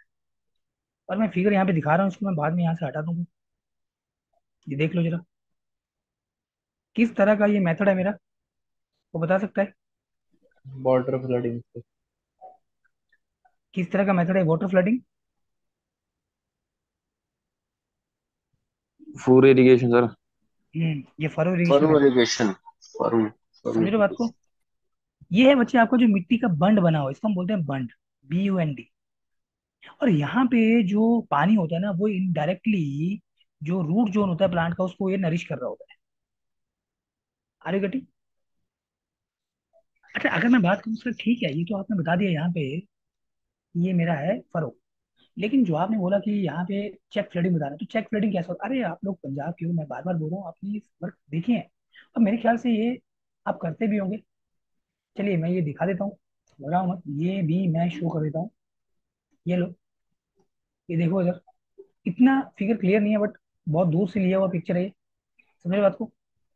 ये क्या बना हुआ बच्चे, यहाँ पे क्यारी टाइप में ये है मिट्टी के, यहाँ पे लो और फ्लैट लिवीज, जिनको हम बंड्स भी बोलते हैं। Are you getting? These are the low levees.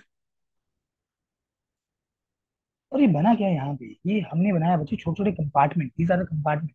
ये एक कंपार्टमेंट हो गए, कंपार्टमेंट वर्ड हम यूज करते हैं यहाँ पे। ये दूसरा होगा, मतलब खेत हो गए, छोटे छोटे टुकड़े टुकड़े कर दिया हमने इसके लिए। Are you getting? और यहाँ पे देखो, जो पानी इसके अंदर जाएगा, हम चाहते हैं इस खेत वाला पानी इस खेत में ना जाए, तो यहाँ पे हमने क्या दिया, ये मिट्टी का बंड दिया हुआ है। और देखो, एक बार हम पानी छोड़ देंगे ना, तो इस पे भी पानी देखो कंट्रोल नहीं होता है।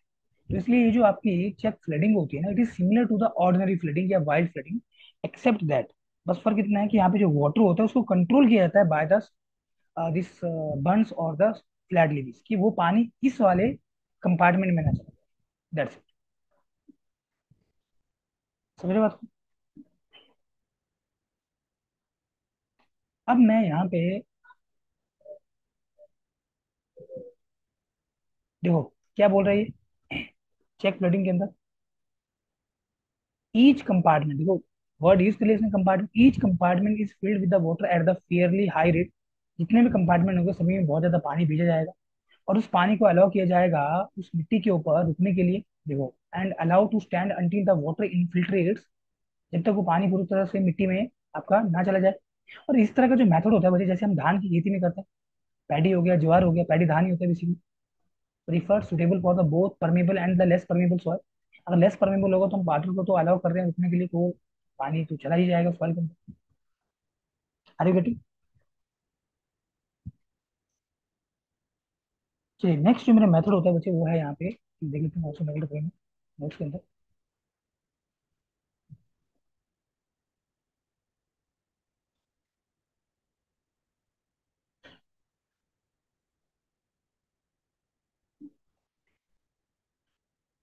तो इसमें भी देखो जो मैं आपको यहाँ पे शो कर रहा था फिगर, मैंने इसी में वो चीजें हैं frame बस मैं यहीं पे यही चीज शो करना चाहता था इस वाले फिगर में, कि यहाँ पे ना बच्चे हमारे पास ओपनिंग्स होती है जिनको हम बोलते हैं आउटलेट्स। ये ओपनिंग्स है, आउटलेट्स, और यहाँ से पानी मेरा इस कंपार्टमेंट में आ रहा है, राइट। वैसे यहाँ पे भी मेरा पानी आ रहा होगा, यहाँ पे भी ओपनिंग है बच्चे, यहाँ पे भी मेरा ओपनिंग है, आउटलेट जिनको हम बोलते हैं, यहाँ पे मेरा ओपनिंग है जिनको हम आउटलेट्स बोल रहे हैं। Try to understand. बस इतना था यहाँ पे ये पिक्चर में। और बाकी मैंने यहाँ पे डाटा आप लोगों के साथ डिस्कस कर लिया, और ये फिगर भी मैंने यहाँ पे फ्रेम कर दिया। चलिए आगे बढ़ते हैं। नेक्स्ट मेरे पास आता है यहाँ पे बेसिन फ्लडिंग मेथड।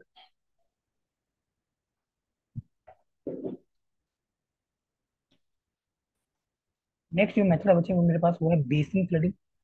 अच्छा बेसिन, जैसे बेसिन हम जो बनाते हैं बच्चे ना, जैसे हम कोई हमारे पास फ्रूट वाला ट्री है, या कोई हमारे पास यहाँ पे बगीचा है, बगिया है, तो वहां पे हम क्या करते हैं, हम डायरेक्टली जो पानी होता है ना वो उस प्लांट के रूट तक फ्रेम कर देते हैं।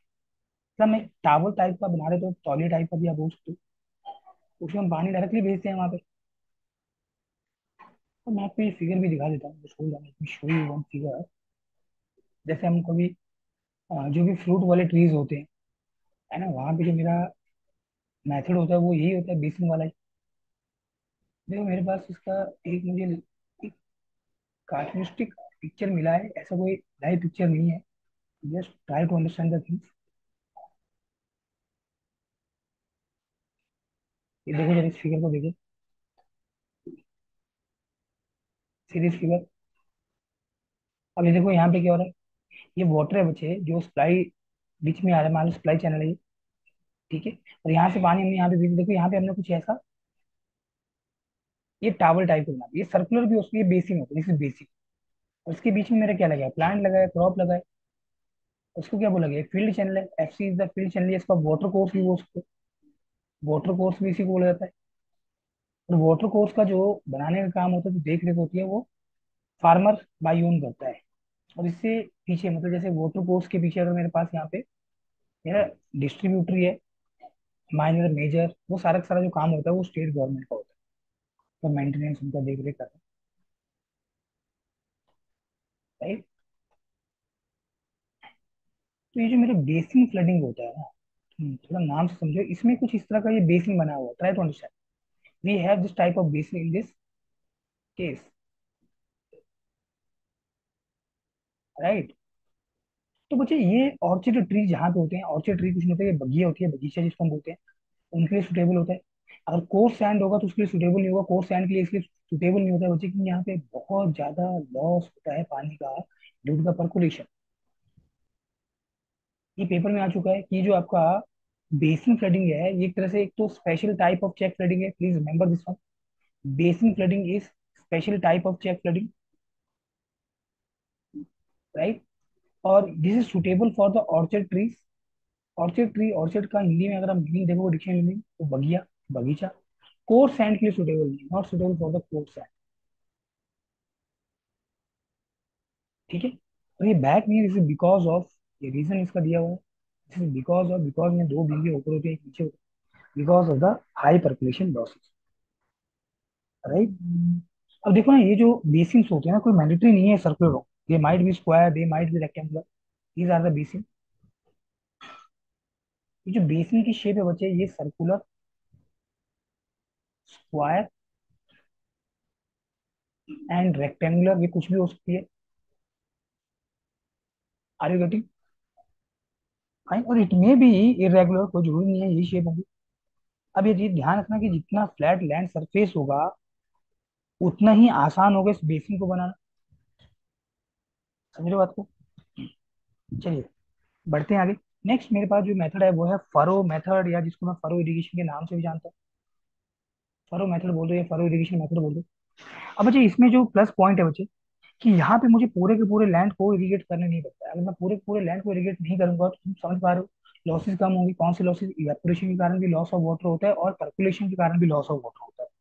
और इस फरो इरिगेशन मेथड में बच्चे हमारा जो एरिया होता है ना, तो मैं ऐसा बोलूँ कि वन हाफ से लेके वन फिफ्थ ऑफ एरिया, यही हम यहाँ पे वेट कर रहे होते हैं generally.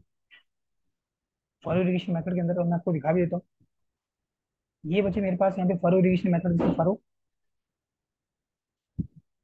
This is furrow irrigation method या furrow method, whatever you want to call. तो इस फरो इरिगेशन मेथड में जितना भी टोटल एरिया होगा बच्चे, टोटल एरिया का उसका हाफ से लेके 1/5 तक, please remember this one, 1/2 to 1/5 of the total area, इतना ही यहाँ पे वेट किया जाता है, तो जिससे लॉसेस कम होंगे। पहली चीज तो ये, आर यू गेटिंग। और ये जो फरो इरिगेशन है ना, this is suitable for the soil, okay. मतलब ऐसी सॉइल की सुटेबल है जहाँ पे आप रो क्रॉप्स लगा रहे हो, मतलब जैसे ये रो में लगी है, ये वर्ड दिया हुआ रो क्रॉप्स, ओके। ये ध्यान रखना आपने। और इनडायरेक्टली यहाँ पे जो पानी होता है वो इन प्लांट्स की या क्रॉप्स की रूट जोन को नरिश करता है, ये हम पहले भी डिस्कस कर चुके हैं, ठीक है। नेक्स्ट बचे मेरे पास है स्प्रिंकलर इरिगेशन मेथड, जिसको हम ओवरहेड इरिगेशन के नाम से जानते हैं। ओवरहेड इरिगेशन इसलिए क्योंकि जो यहाँ पे आपके स्प्रिंकलर्स लगते हैं वो सर के ऊपर की हाइट में लगे होते हैं, क्योंकि ओवरहेड सिस्टम रिक्वायर्ड होता है ना, यहाँ पे एक हाइट पे लगा होगा ऐसे, एक हाइट पे लगा है, और यहाँ पे आपका क्या होगा, ये पाइप्स होगी, पाइप्स में प्रेशर के थ्रू पानी आ रहा होगा बच्चों, और यहाँ पे स्प्रिंकलर लगा है, और ये स्प्रिंकलर क्या कर रहा होगा, पानी को यहाँ पे छिड़काव कर रहा होगा कुछ ऐसे। अब बच्चे अगर यहाँ पे जो हमारा फसल लगा हुआ है खेत में, मान लो उसकी हाइट अगर इससे ज्यादा हो जाए, फॉर एग्जाम्पल कुछ ऐसे, तो अब क्या होगा यहाँ पे, तो ये जो यूनिफॉर्म एप्लीकेशन ऑफ वाटर ये नहीं हो पाएगा फील्ड पे, क्योंकि पानी एक साथ टकराएगा और यहीं पे गिर जाएगा। और इवन अगर बहुत ज्यादा विंड चली होगी, क्योंकि ये जो आपका स्प्रिंकलर होता है एक तरह से आर्टिफिशियल रेन करता है बिल्कुल, ये छोटे छोटे ड्रॉप्स, तो पानी बहुत सारा आपका बहा बनते ही उड़ने वाला है, मतलब इसके ड्रॉबैक्स में। और ऐसी सॉइल्स बचे जहाँ पे आपको stand still depth of water चाहिए for the formation of the rice and jute at all. इसमें मान लो आपको राइस फ्रेम करने हैं, धान लगानी है, जूट की खेती करनी है, तो वहां पे आपको stand still depth of water चाहिए। स्टैंड स्टिल बोले मतलब आपको खड़ा पानी यहाँ पे खेत पे फ्रेम करना होता है, स्टैंड स्टिल वाटर रिक्वायर्ड। तो वहां पे आप स्प्रिंकलर इरिगेशन के साथ नहीं चल सकते वाली चीज है। तो स्प्रिंकलर इरिगेशन जहाँ पे यूज किया जाएगा, सिंपल सी बात है, जहाँ पे जो हमारे पास टी कल्टीवेटर्स होते हैं, जो चाय उगा रहे होते हैं, कॉफी या वेजिटेबल्स, उनसे सुटेबल है ये जनरली। और ऐसी सॉइल जिनका जो इन्फिल्ट्रेशन रेट है वो तो बहुत ही कम है, मतलब जो ऐसी सॉइल जो पानी को बहुत ही धीरे धीरे अपने वॉइड्स में से अलाउ करती है पास होने के लिए, स्प्रिंकलर इरिगेशन के साथ चल सकते हो। क्योंकि इसके पीछे हमारे जितने भी मेथड थे बच्चे वो सारे सारे फ्लडिंग वाले मेथड, तो वहां पे आपका वाटर लॉगिंग होने के चांसेस हाई, राइट। अब देखो इसमें जो वाटर अप्लाई किया जाता है सॉइल को in the form of spray, right. तो we need a network of pipes, pumps, okay. अभी बोला साथ में यहाँ पे कॉमा है, ये आप सभी तरह की क्रॉप्स में यूज कर सकते हो, all crops expect, sorry except rice and jute, क्योंकि यहाँ पे stand still depth of water चाहिए होता है, मैंने आपको बता दिया राइस और जूट के अंदर, इनमें आप यूज नहीं कर सकते। तो क्वेश्चन फ्रेम कर सकता है किस क्रॉप के अंदर आप स्प्रिंकलर इरिगेशन मेथड यहाँ पे अडॉप्ट नहीं कर सकते, तो आंसर होगा राइस या जूट, ठीक है। और ये this best suited for the light soil. Light soil बोलने मतलब अच्छी यही है, ऐसी सॉइल जिनका इन्फिल्ट्रेशन रेट है बच्चे वो कम है।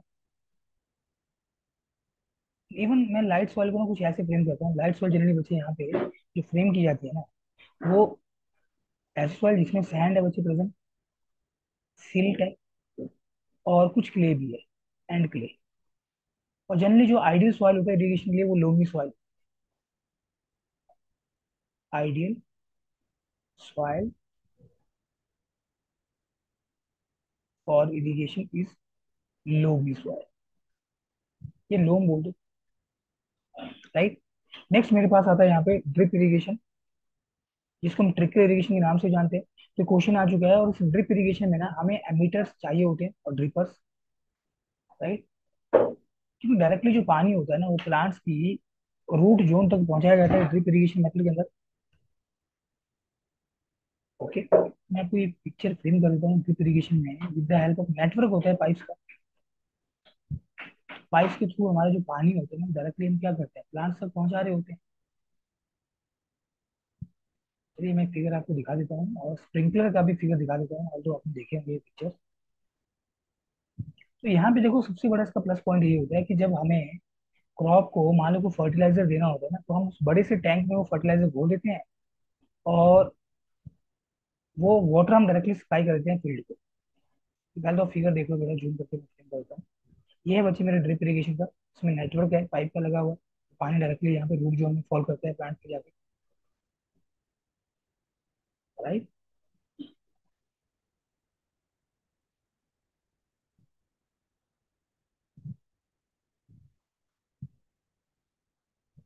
ड्रिप इरिगेशन का फिगर है बच्चे, फाइन। और ये ध्यान रखना कि आपकी जो स्प्रिंकलर ड्रिप इरिगेशन है वो प्रेशराइज्ड इरिगेशन सिस्टम के अंदर फॉल करती है, राइट। प्रेशराइज्ड मतलब इसमें प्रेशर के थ्रू आपका पानी जाता है। तो पंप्स तो हमें चाहिए पड़ते हैं बेसिकली। Is it okay? अगर मैं बात करूँ यहाँ पे कि जो ड्रिप इरिगेशन होती है ना, ये रो क्रॉप्स और ऑर्चर्ड के लिए भी बहुत अच्छी है। जैसे मान लो टोमेटो आपको फ्रेम करने हैं, ग्रेप्स लगाने हैं, कॉर्न, सिट्रस फ्रूट्स आपको लगाने हैं, कॉलीफ्लावर, कैबेज, लाइक दैट।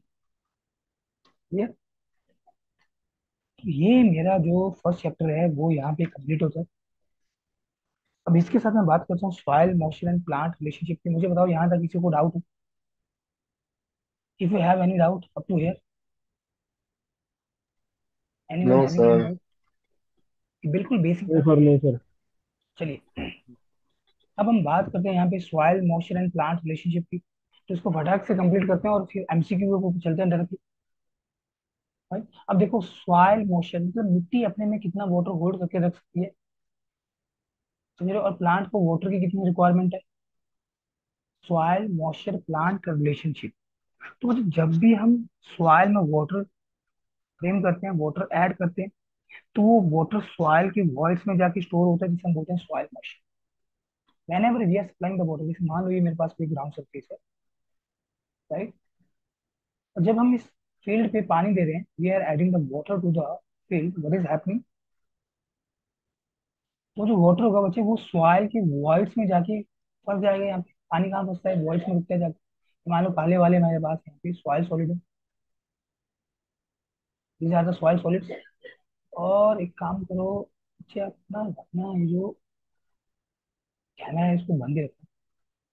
तो यहाँ पे ये जब मैं वाटर सप्लाई करता हूँ बच्चे, तो वाटर कहाँ फंसता है? जाके वॉइड्स में फंसता है। Are you getting? तो ये जो सॉइल वॉइड्स है ना, ये दो तरह के वॉइड्स है, बस नाम ध्यान रखना। एक है कैपिलरी वॉइड्स जिसको हम स्मॉल पोर्स बोलते हैं, और दूसरा है नॉन कैपिलरी वॉइड्स जिसको हम लार्ज पोर्स बोलते हैं।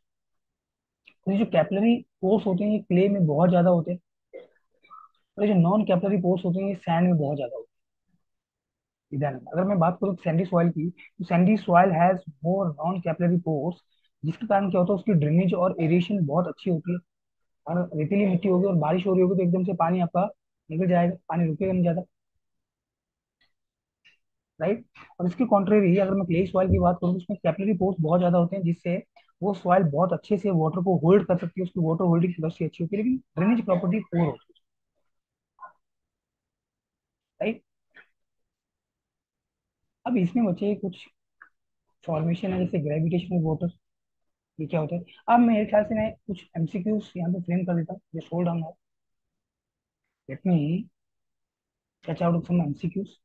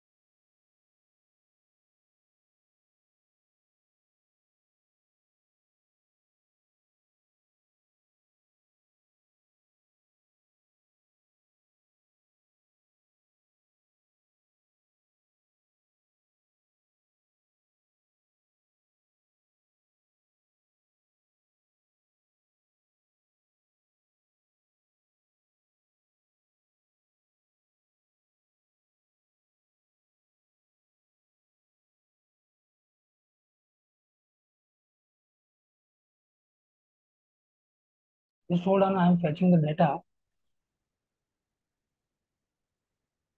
Is the file that I saving today.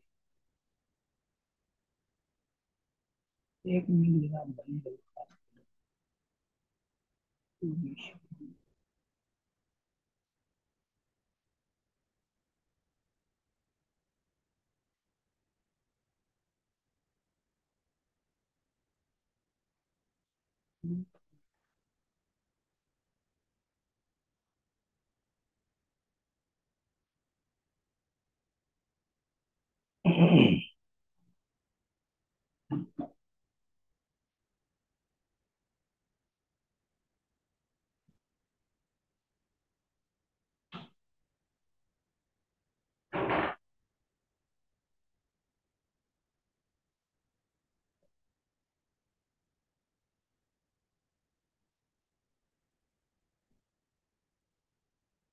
चलिए कोई बात नहीं, तो एक काम करते हैं, बेसिक वाला जो डाटा है पहले उसको स्टडी कर लेते हैं।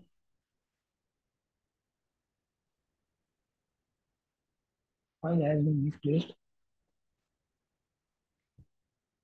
चलिए कोई बात नहीं, so let's discuss this basic data. अब ग्रेविटेशनल वाटर ऑफ कोर्स, जो वाटर सॉइल के अंदर है, और देखो ये वाटर किसी काम का नहीं होता है, प्लांट के लिए किसी भी यूजफुलनेस का काम नहीं करता है। और जब सारे के सारे सॉइल्स के वर्ड्स पानी से भरे होते हैं, उसे हम बोलते हैं यहाँ पे, मतलब स्टेट को हम बोल रहे होते हैं यहाँ पे सैचुरेशन स्टेट, राइट। जिसे एक वर्ड हम यूज करते हैं, जैसे हम बोलते हैं सैचुरेशन कैपेसिटी। कैपिलरी वाटर बच्चे वो वाटर होता है जो प्लांट या क्रॉप्स यूटिलाइज करते हैं अपनी ग्रोथ के लिए। ये ध्यान।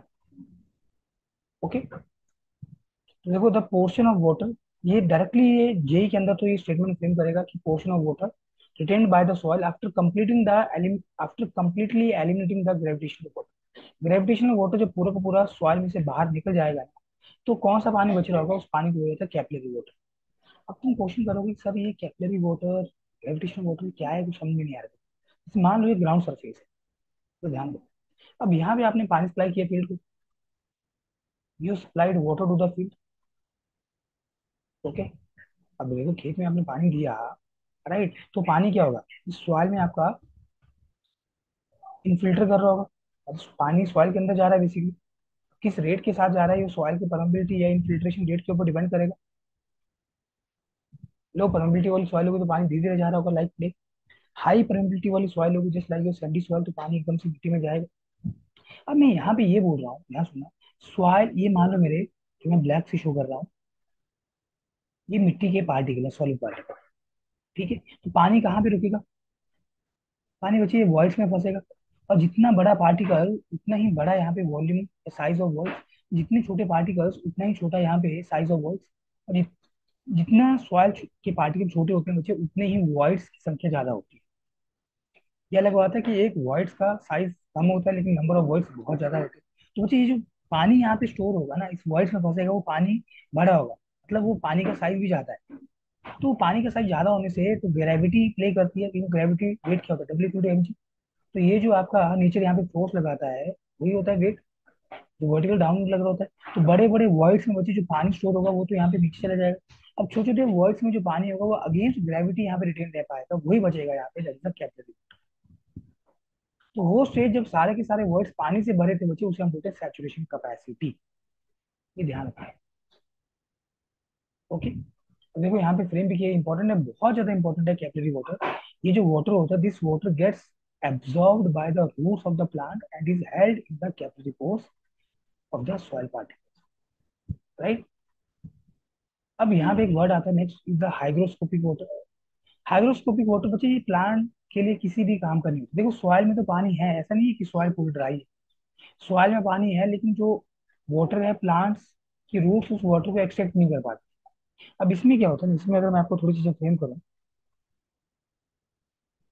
अब ये जो मेरा हाइग्रोस्कोपिक वाटर होता है ना, मान लो यहाँ पे अगर मैं पार्टिकल शो करता हूँ, ये मेरा पार्टिकल है, ठीक है। तो देखो प्लांट्स की भी ना एक कैपेसिटी होती है वाटर को सक करने की। पानी तो है यहाँ पे, लेकिन वो पानी मान लो इस पार्टिकल की चारों तरफ यहाँ पे चिपका हुआ कुछ इस तरह से, इसको हम बोलते हैं एड्सॉर्ब्ड वाटर। तो प्लांट उस वाटर को ना यहाँ पे एक्सट्रैक्ट नहीं कर पाता, किसी काम का नहीं होता, प्लांट यहाँ पे आपका विल्ट कर जाता है, मुरझा जाता है, क्लियर। तो इसमें ना एक वर्ड आता है, there is a soil moisture tension. और सॉइल मॉइस्चर टेंशन एक तरह से प्रेशर होता है, ये ध्यान, इंपॉर्टेंट है, ये आपसे पूछा हुआ है, जेई के अंदर भी क्वेश्चन फ्रेम हुआ है इसके ऊपर। ठीक है, सॉइल मॉइस्चर टेंशन। देखो सॉइल मॉइस्चर टेंशन क्या होता है, measures of the tensity with which water is retain in the soil. Tensity होता है टेंशन, पहली चीज हुई। अब तुम एक चीज देखो यहाँ पे, जो मैंने यहाँ पे वाटर कुछ फ्रेम किया था स्मॉल वर्ड्स में, जो वाटर होगा बच्चे इसका वेट तो वर्टिकली डाउनवर्ड लग रहा होगा। Are you getting? और ये जो वाटर यहाँ पे रिटेन होगा अगेंस्ट ग्रेविटी, तो कोई ना कोई फोर्स होगा, that is due to the surface tension force. तो जो वाटर होता है ना बच्चे, इस कैपिलरी वाले जोन में वो टेंशन में होता है हमेशा। नहीं, देखो जरा, ये जैसे आपने कभी ना कभी जरूर पढ़ा होगा ये वाला फिनोमिना है। जैसे मान लो कि मेरे पास बीकर है और ये इसके अंदर पानी है, राइट। और इसमें हमने क्या किया, एक बिल्कुल फाइन सा नैरो ग्लास ट्यूब हमने डाल दिया। तो जब मैं इस ग्लास ट्यूब को इसके अंदर इंसर्ट करता हूँ, जिसे हम बोलते हैं कैपिलरी ट्यूब, तो इस कैपिलरी ट्यूब के अंदर अपने आप पानी का जो लेवल होता है वो राइज करता है एक पर्टिकुलर हाइट तक लेवल तक। तो जो पानी यहाँ पे राइज कर रहा होता है वो जो सरफेस टेंशन के कारण होता है, सरफेस टेंशन, राइट, राइज होता है। और वो चीज पानी एक ही हाइट तक, एक पर्टिकुलर हाइट तक ही राइज कर पाएगा, क्योंकि जो पानी का वेट होगा वो वर्टिकल डाउनवर्ड लग रहा होगा और सरफेस टेंशन फोर्स अपवर्ड लग रहा होगा। जब दोनों फोर्स यहाँ पे बैलेंस हो जाएगा तो पानी का राइज नहीं होगा। तो ये जो वाटर का राइज होता है यहाँ पे adjacent level of the water से हम बोलते हैं कैपिलरी राइज। समझ रहे हो बात को? तो इसमें पानी का वेट नीचे की तरफ और सरफेस टेंशन फोर्स ऊपर की तरफ, तो ये जो वाटर होता है ये टेंशन में होता है, सस्पेंडेड फॉर्म में होता है वाटर, राइट। तो ध्यान रखना टेंसिटी का मतलब ये टेंशन, कंफ्यूज मत हो जाना कहीं क्वेश्चन क्या लिखा हुआ है, टेंसिटी मतलब टेंशन। ओके। अब देखो ये होता क्या है, soil moisture tension is a force per unit area जो प्लांट की रूट्स यहाँ पे लगा रहे होंगे उस वाटर को एक्सट्रैक्ट करने फ्रॉम द सॉइल। अब एक चीज और, मेरा मेरा बिल्कुल सिंपल सा क्वेश्चन है आप लोगों से। जैसे मान लो ग्राउंड सरफेस है और मैंने यहाँ पे एक बोर होल करवाया अपनी मिट्टी में, क्योंकि मैं यहाँ पे एक समरसेबल लगाना चाहता हूँ। मैं भी चाहता हूँ कि मैं बहुत अच्छे से यहाँ पे खेती करूँ और क्रॉप यील्ड या प्रोडक्टिविटी में बहुत ज्यादा यहाँ पे प्रिंट करना चाहता हूँ ग्राउंड सरफेस है। तो मैंने यहाँ पे एक मान लो बोर होल करवा दिया, तो समझो चीजों, तो try to understand the thing. Bore hole मैंने करवाया, अब इस बोर होल में बच्चे जो मुझे पानी मिला वो बहुत ज्यादा गहराई में जाके मिला, नीचे मिला ग्राउंड सरफेस, डेप्थ बहुत ज्यादा नीचे थी। इस केस में जो मैं इस बोर होल में मोटर यूज करूंगा या पंप यूज करूंगा, तो उसका जो कैपेसिटी होगी वो ज्यादा होगी क्या? ये मान लो मेरी मोटर है, तो बच्चे यहाँ पे सेम एग्जांपल, मैं 2 हॉर्स पावर की मोटर यूज करता हूँ, लेकिन पड़ोसी ने बच्चे जो यहाँ पे मोटर यूज किया था उसने बोला यार मैं तो यहाँ पे 1 ही हॉर्स पावर का मोटर यूज किया। फिर जब आपने उसका रीजन पता किया तो ये पता चला कि पड़ोसी का जो बोर होल था उसमें पानी का लेवल ऊपर था और आपके बोर होल में पानी का लेवल नीचे है। तो जब आप एक ग्रेटर डेप्थ से पानी को ऊपर तक लेके आओगे, आपको उस मोटर भी क्या करेगी, पानी को सक करके ऊपर तक भेजेगी। तो आपको हाई कैपेसिटी वाला यहाँ पे मोटर फ्रेम करना पड़ेगा। सेम अगर पानी ये आपका गहराई में होगा, डेप्थ में होगा, जो भी प्लांट या क्रॉप मेरे पास यहाँ पे बचे और इसकी रूट्स है, ये रूट जोन है, और जितना डेप्थ से प्लांट की रूट जोन वाटर को एक्सट्रैक्ट कर पाती है उसे हम बोलते हैं डेप्थ ऑफ रूट। तो अगर पानी नीचे होगा तो डेफिनेटली ये जो रूट्स है इनको बहुत ज्यादा यहाँ पे प्रेशर लगाना पड़ेगा उस पानी को सक करने के। इसे हम बोलते हैं सॉइल मॉइस्चर टेंशन।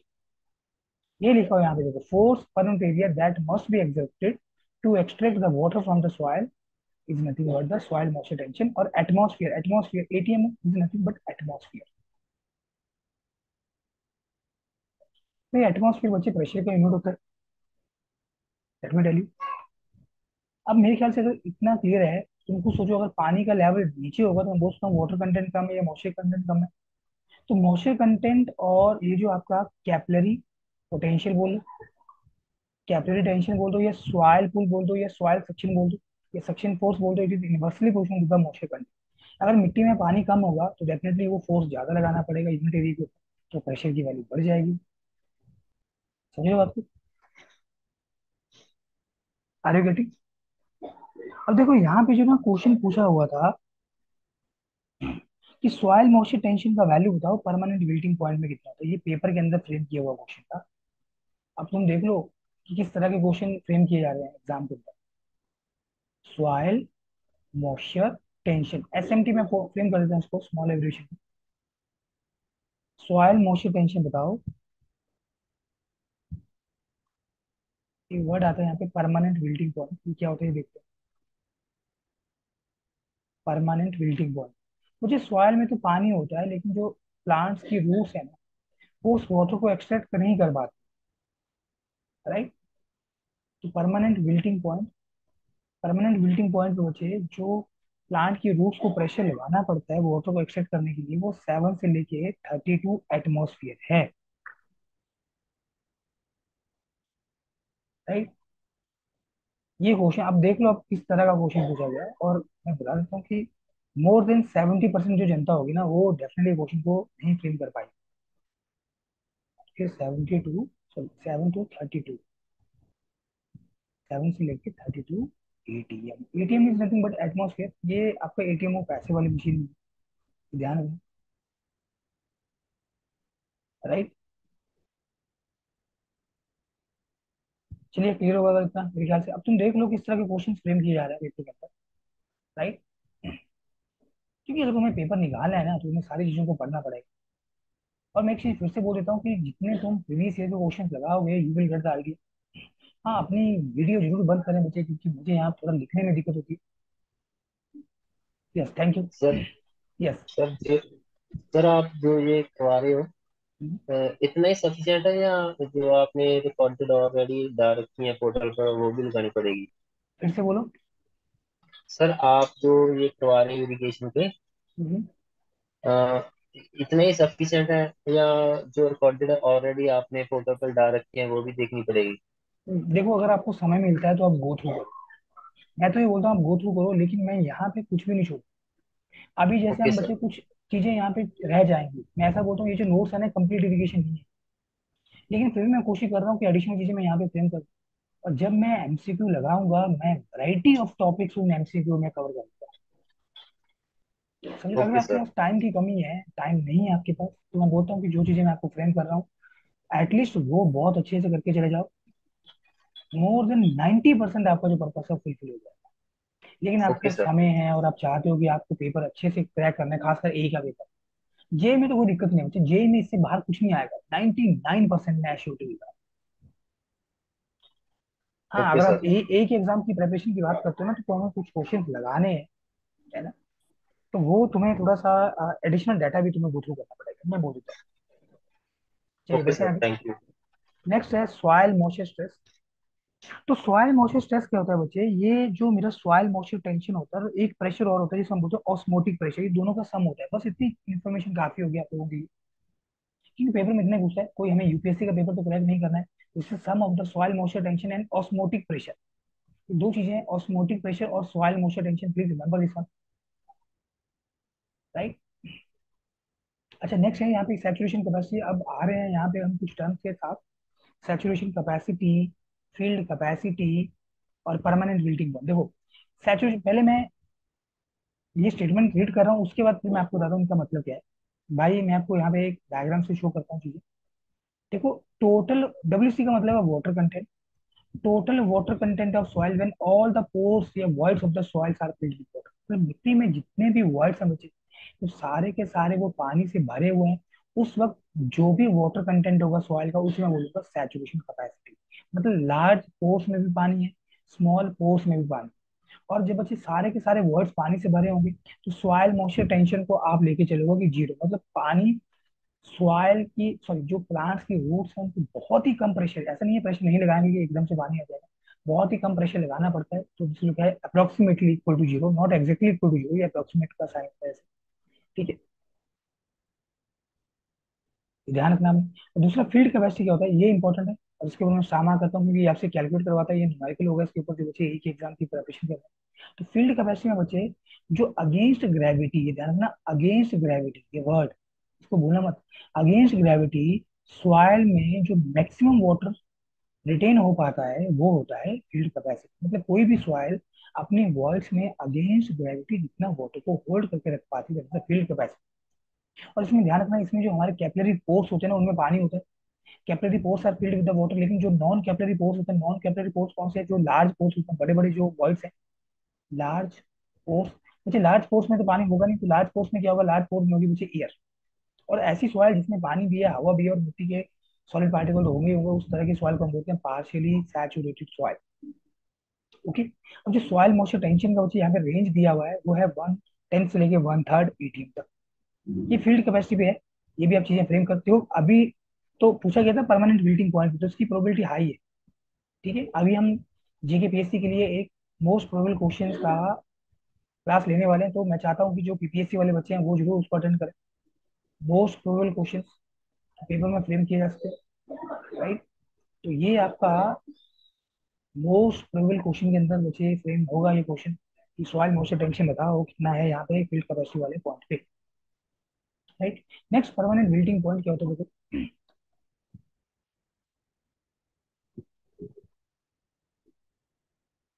ये जैसे यहाँ पे मेरे पास प्लांट है, ये ग्राउंड सरफेस, तो मैंने यहाँ पे फील्ड में पानी सप्लाई किया बच्चे। अब सॉइल में तो पानी है, लेकिन ये जो प्लांट या क्रॉप है, प्लांट बोल दो क्रॉप बोल दो, ये प्लांट या क्रॉप उस वाटर को एक्सट्रैक्ट नहीं कर पा रही। Are you getting?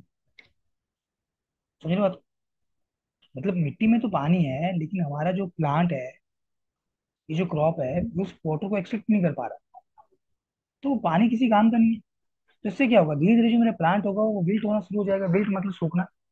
और फाइनली एक ऐसी स्टेज पे आएगा जो प्लांट आपका पूरी तरह से सूख जाएगा, मुरझा जाएगा। और फिर अगर आप उस प्लांट को पानी देते हो तो बच्चे वो प्लांट फिर से आपका हरा भरा हो सकता है, लेकिन पूरी तरह से अपनी खोई हुई अवस्था को रिगेन नहीं कर पाएगा, कंप्लीट उसकी जो टर्जिडिटी होगी वो रिगेन नहीं हो पाएगी। तो हम उस वाटर कंटेंट को बोलते हैं, जो सॉइल में तो पानी है लेकिन प्लांट उसको यूटिलाइज नहीं कर पाए, that is the permanent wilting point. तो ये मॉइस्चर कंटेंट ही, चाहे सैचुरेशन कैपेसिटी बोल दो, फील्ड कैपेसिटी बोल दो, परमानेंट बिल्टिंग पॉइंट बोल दो, all are the water content. देखो यहाँ पे लिखा हुआ है मॉइस्चर कंटेंट बिलो विच, अगर इससे नीचे पानी जाएगा तो plant fails to extract moisture, तो प्लांट उस मॉइस्चर को ना एक्सट्रैक्ट नहीं कर पाए। और ये lower limit of capillary water होता है। इसका क्या मतलब है ये मैं आपको बताता हूँ, राइट। और सॉइल मॉइस्चर टेंशन कितना है, 7.3 ATM। और तो यहाँ पे रेंज है, ये पॉइंट नहीं है, 7 से लेके 32 है, 7 to 32 ATM है, फाइन। अब मैं यहाँ पे ना एक फिगर फ्रेम करता हूँ, frame you one figure. Figure के थ्रू कुछ चीजें मैं यहाँ पे बता देता हूँ, मेरा लास्ट डायग्राम होगा आज की क्लास पर। कल मैं फिर एमसीक्यू के साथ ही आता हूँ यहाँ पे। कल हम इस पहले 2 चैप्टर के एमसीक्यू लगा लेंगे बच्चे, जितना भी हमने आज पढ़ा है। अब देखना जरा, क्योंकि जब तक आप ये चीज नहीं समझोगे ना तो आप यहाँ पे क्वेश्चन का आंसर नहीं कर पाओगे, आप फंस जाओगे पेपर पे। तो बच्चे ये मैंने एक सॉइल कंसीडर किया हुआ है, this I have a soil. कोशिश करता हूँ मैं क्यों ना आपको डायरेक्ट फिगर ही दिखा दूँ, जस्ट होल्ड आउट।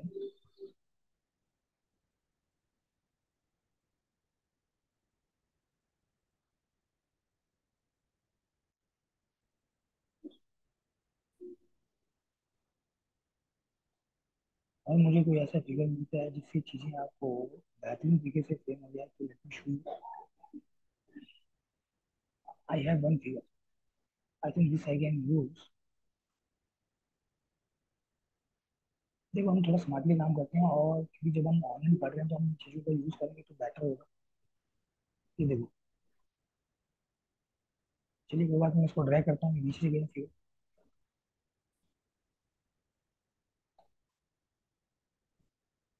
अब जो चीजें मैं यहाँ पे फ्रेम कर रहा हूँ आपने बस उनको को ध्यान करना है।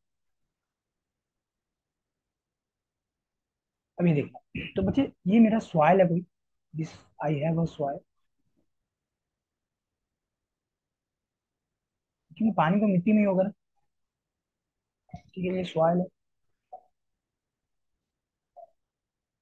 अब बच्चे जब सॉइल में जितने वर्ड्स हैं सारे के सारे वर्ड्स पानी से भरे हुए हैं, उस वाटर कंटेंट को बोलता हूँ सैचुरेशन कैपेसिटी, ध्यान रखना। सैचुरेशन कैपेसिटी में all the voids of the soil are filled with the water, that is the saturation capacity. और ये वाला,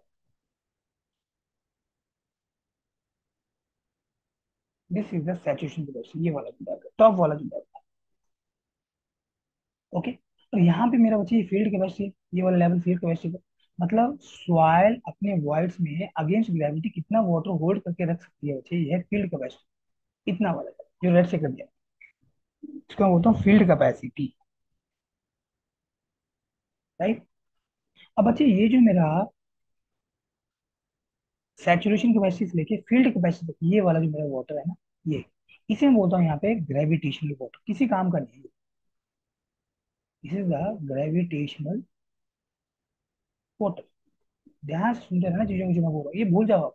ये जो यहाँ पे टू फुल लिखा है, फुल लिखा है, ये किसी भी काम का नहीं, बिल्कुल बेकार की चीज है। ठीक है, इसे भूल जाओ।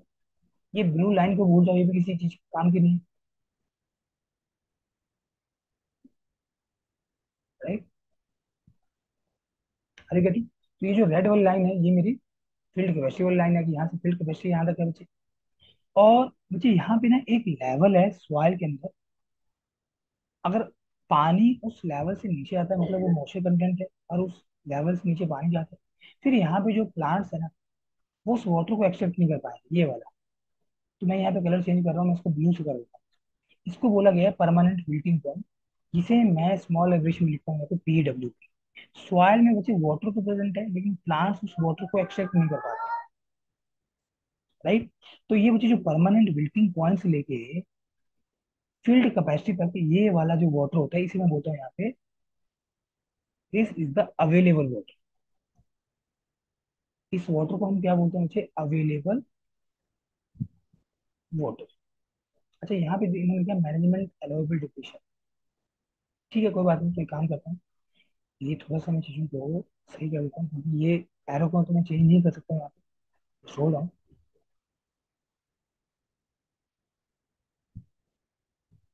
ठीक है, तो मुझे यहाँ पे मैं ये लेवल मार्क कर देता हूँ। ये वो लेवल मैंने मार्क कर दिया, और इसे मैं बोलता हूँ जहाँ पे लिखा ना मैनेजमेंट अलाउेबल डिप्लीशन, ये हो गया मेरा परमानेंट बिल्डिंग पॉइंट का location. This is the PWP, permanent wilting point. और ये है यहाँ पे अल्टीमेट विल्टिंग पॉइंट। थोड़ा अंडरस्टैंड करो, इसको मैंने यहाँ पे चेंज करके लिख दिया अल्टीमेट विल्टिंग, राइट। तो मुझे परमानेंट विल्टिंग पॉइंट से लेके फील्ड कैपेसिटी तक ये होता है अवेलेबल मॉइस्चर या वाटर, जो आपसे पूछेगा बताओ। तो यहाँ पे ना एक रेंज होती है, यहीं पे प्रिंट करता हूँ। हम पानी को बस इतना ही नीचे जाने के लिए अलाउ करते हैं सॉइल, जब भी पानी का लेवल, इसे हम बोलते हैं ऑप्टिमम मॉइस्चर। Optimum moisture.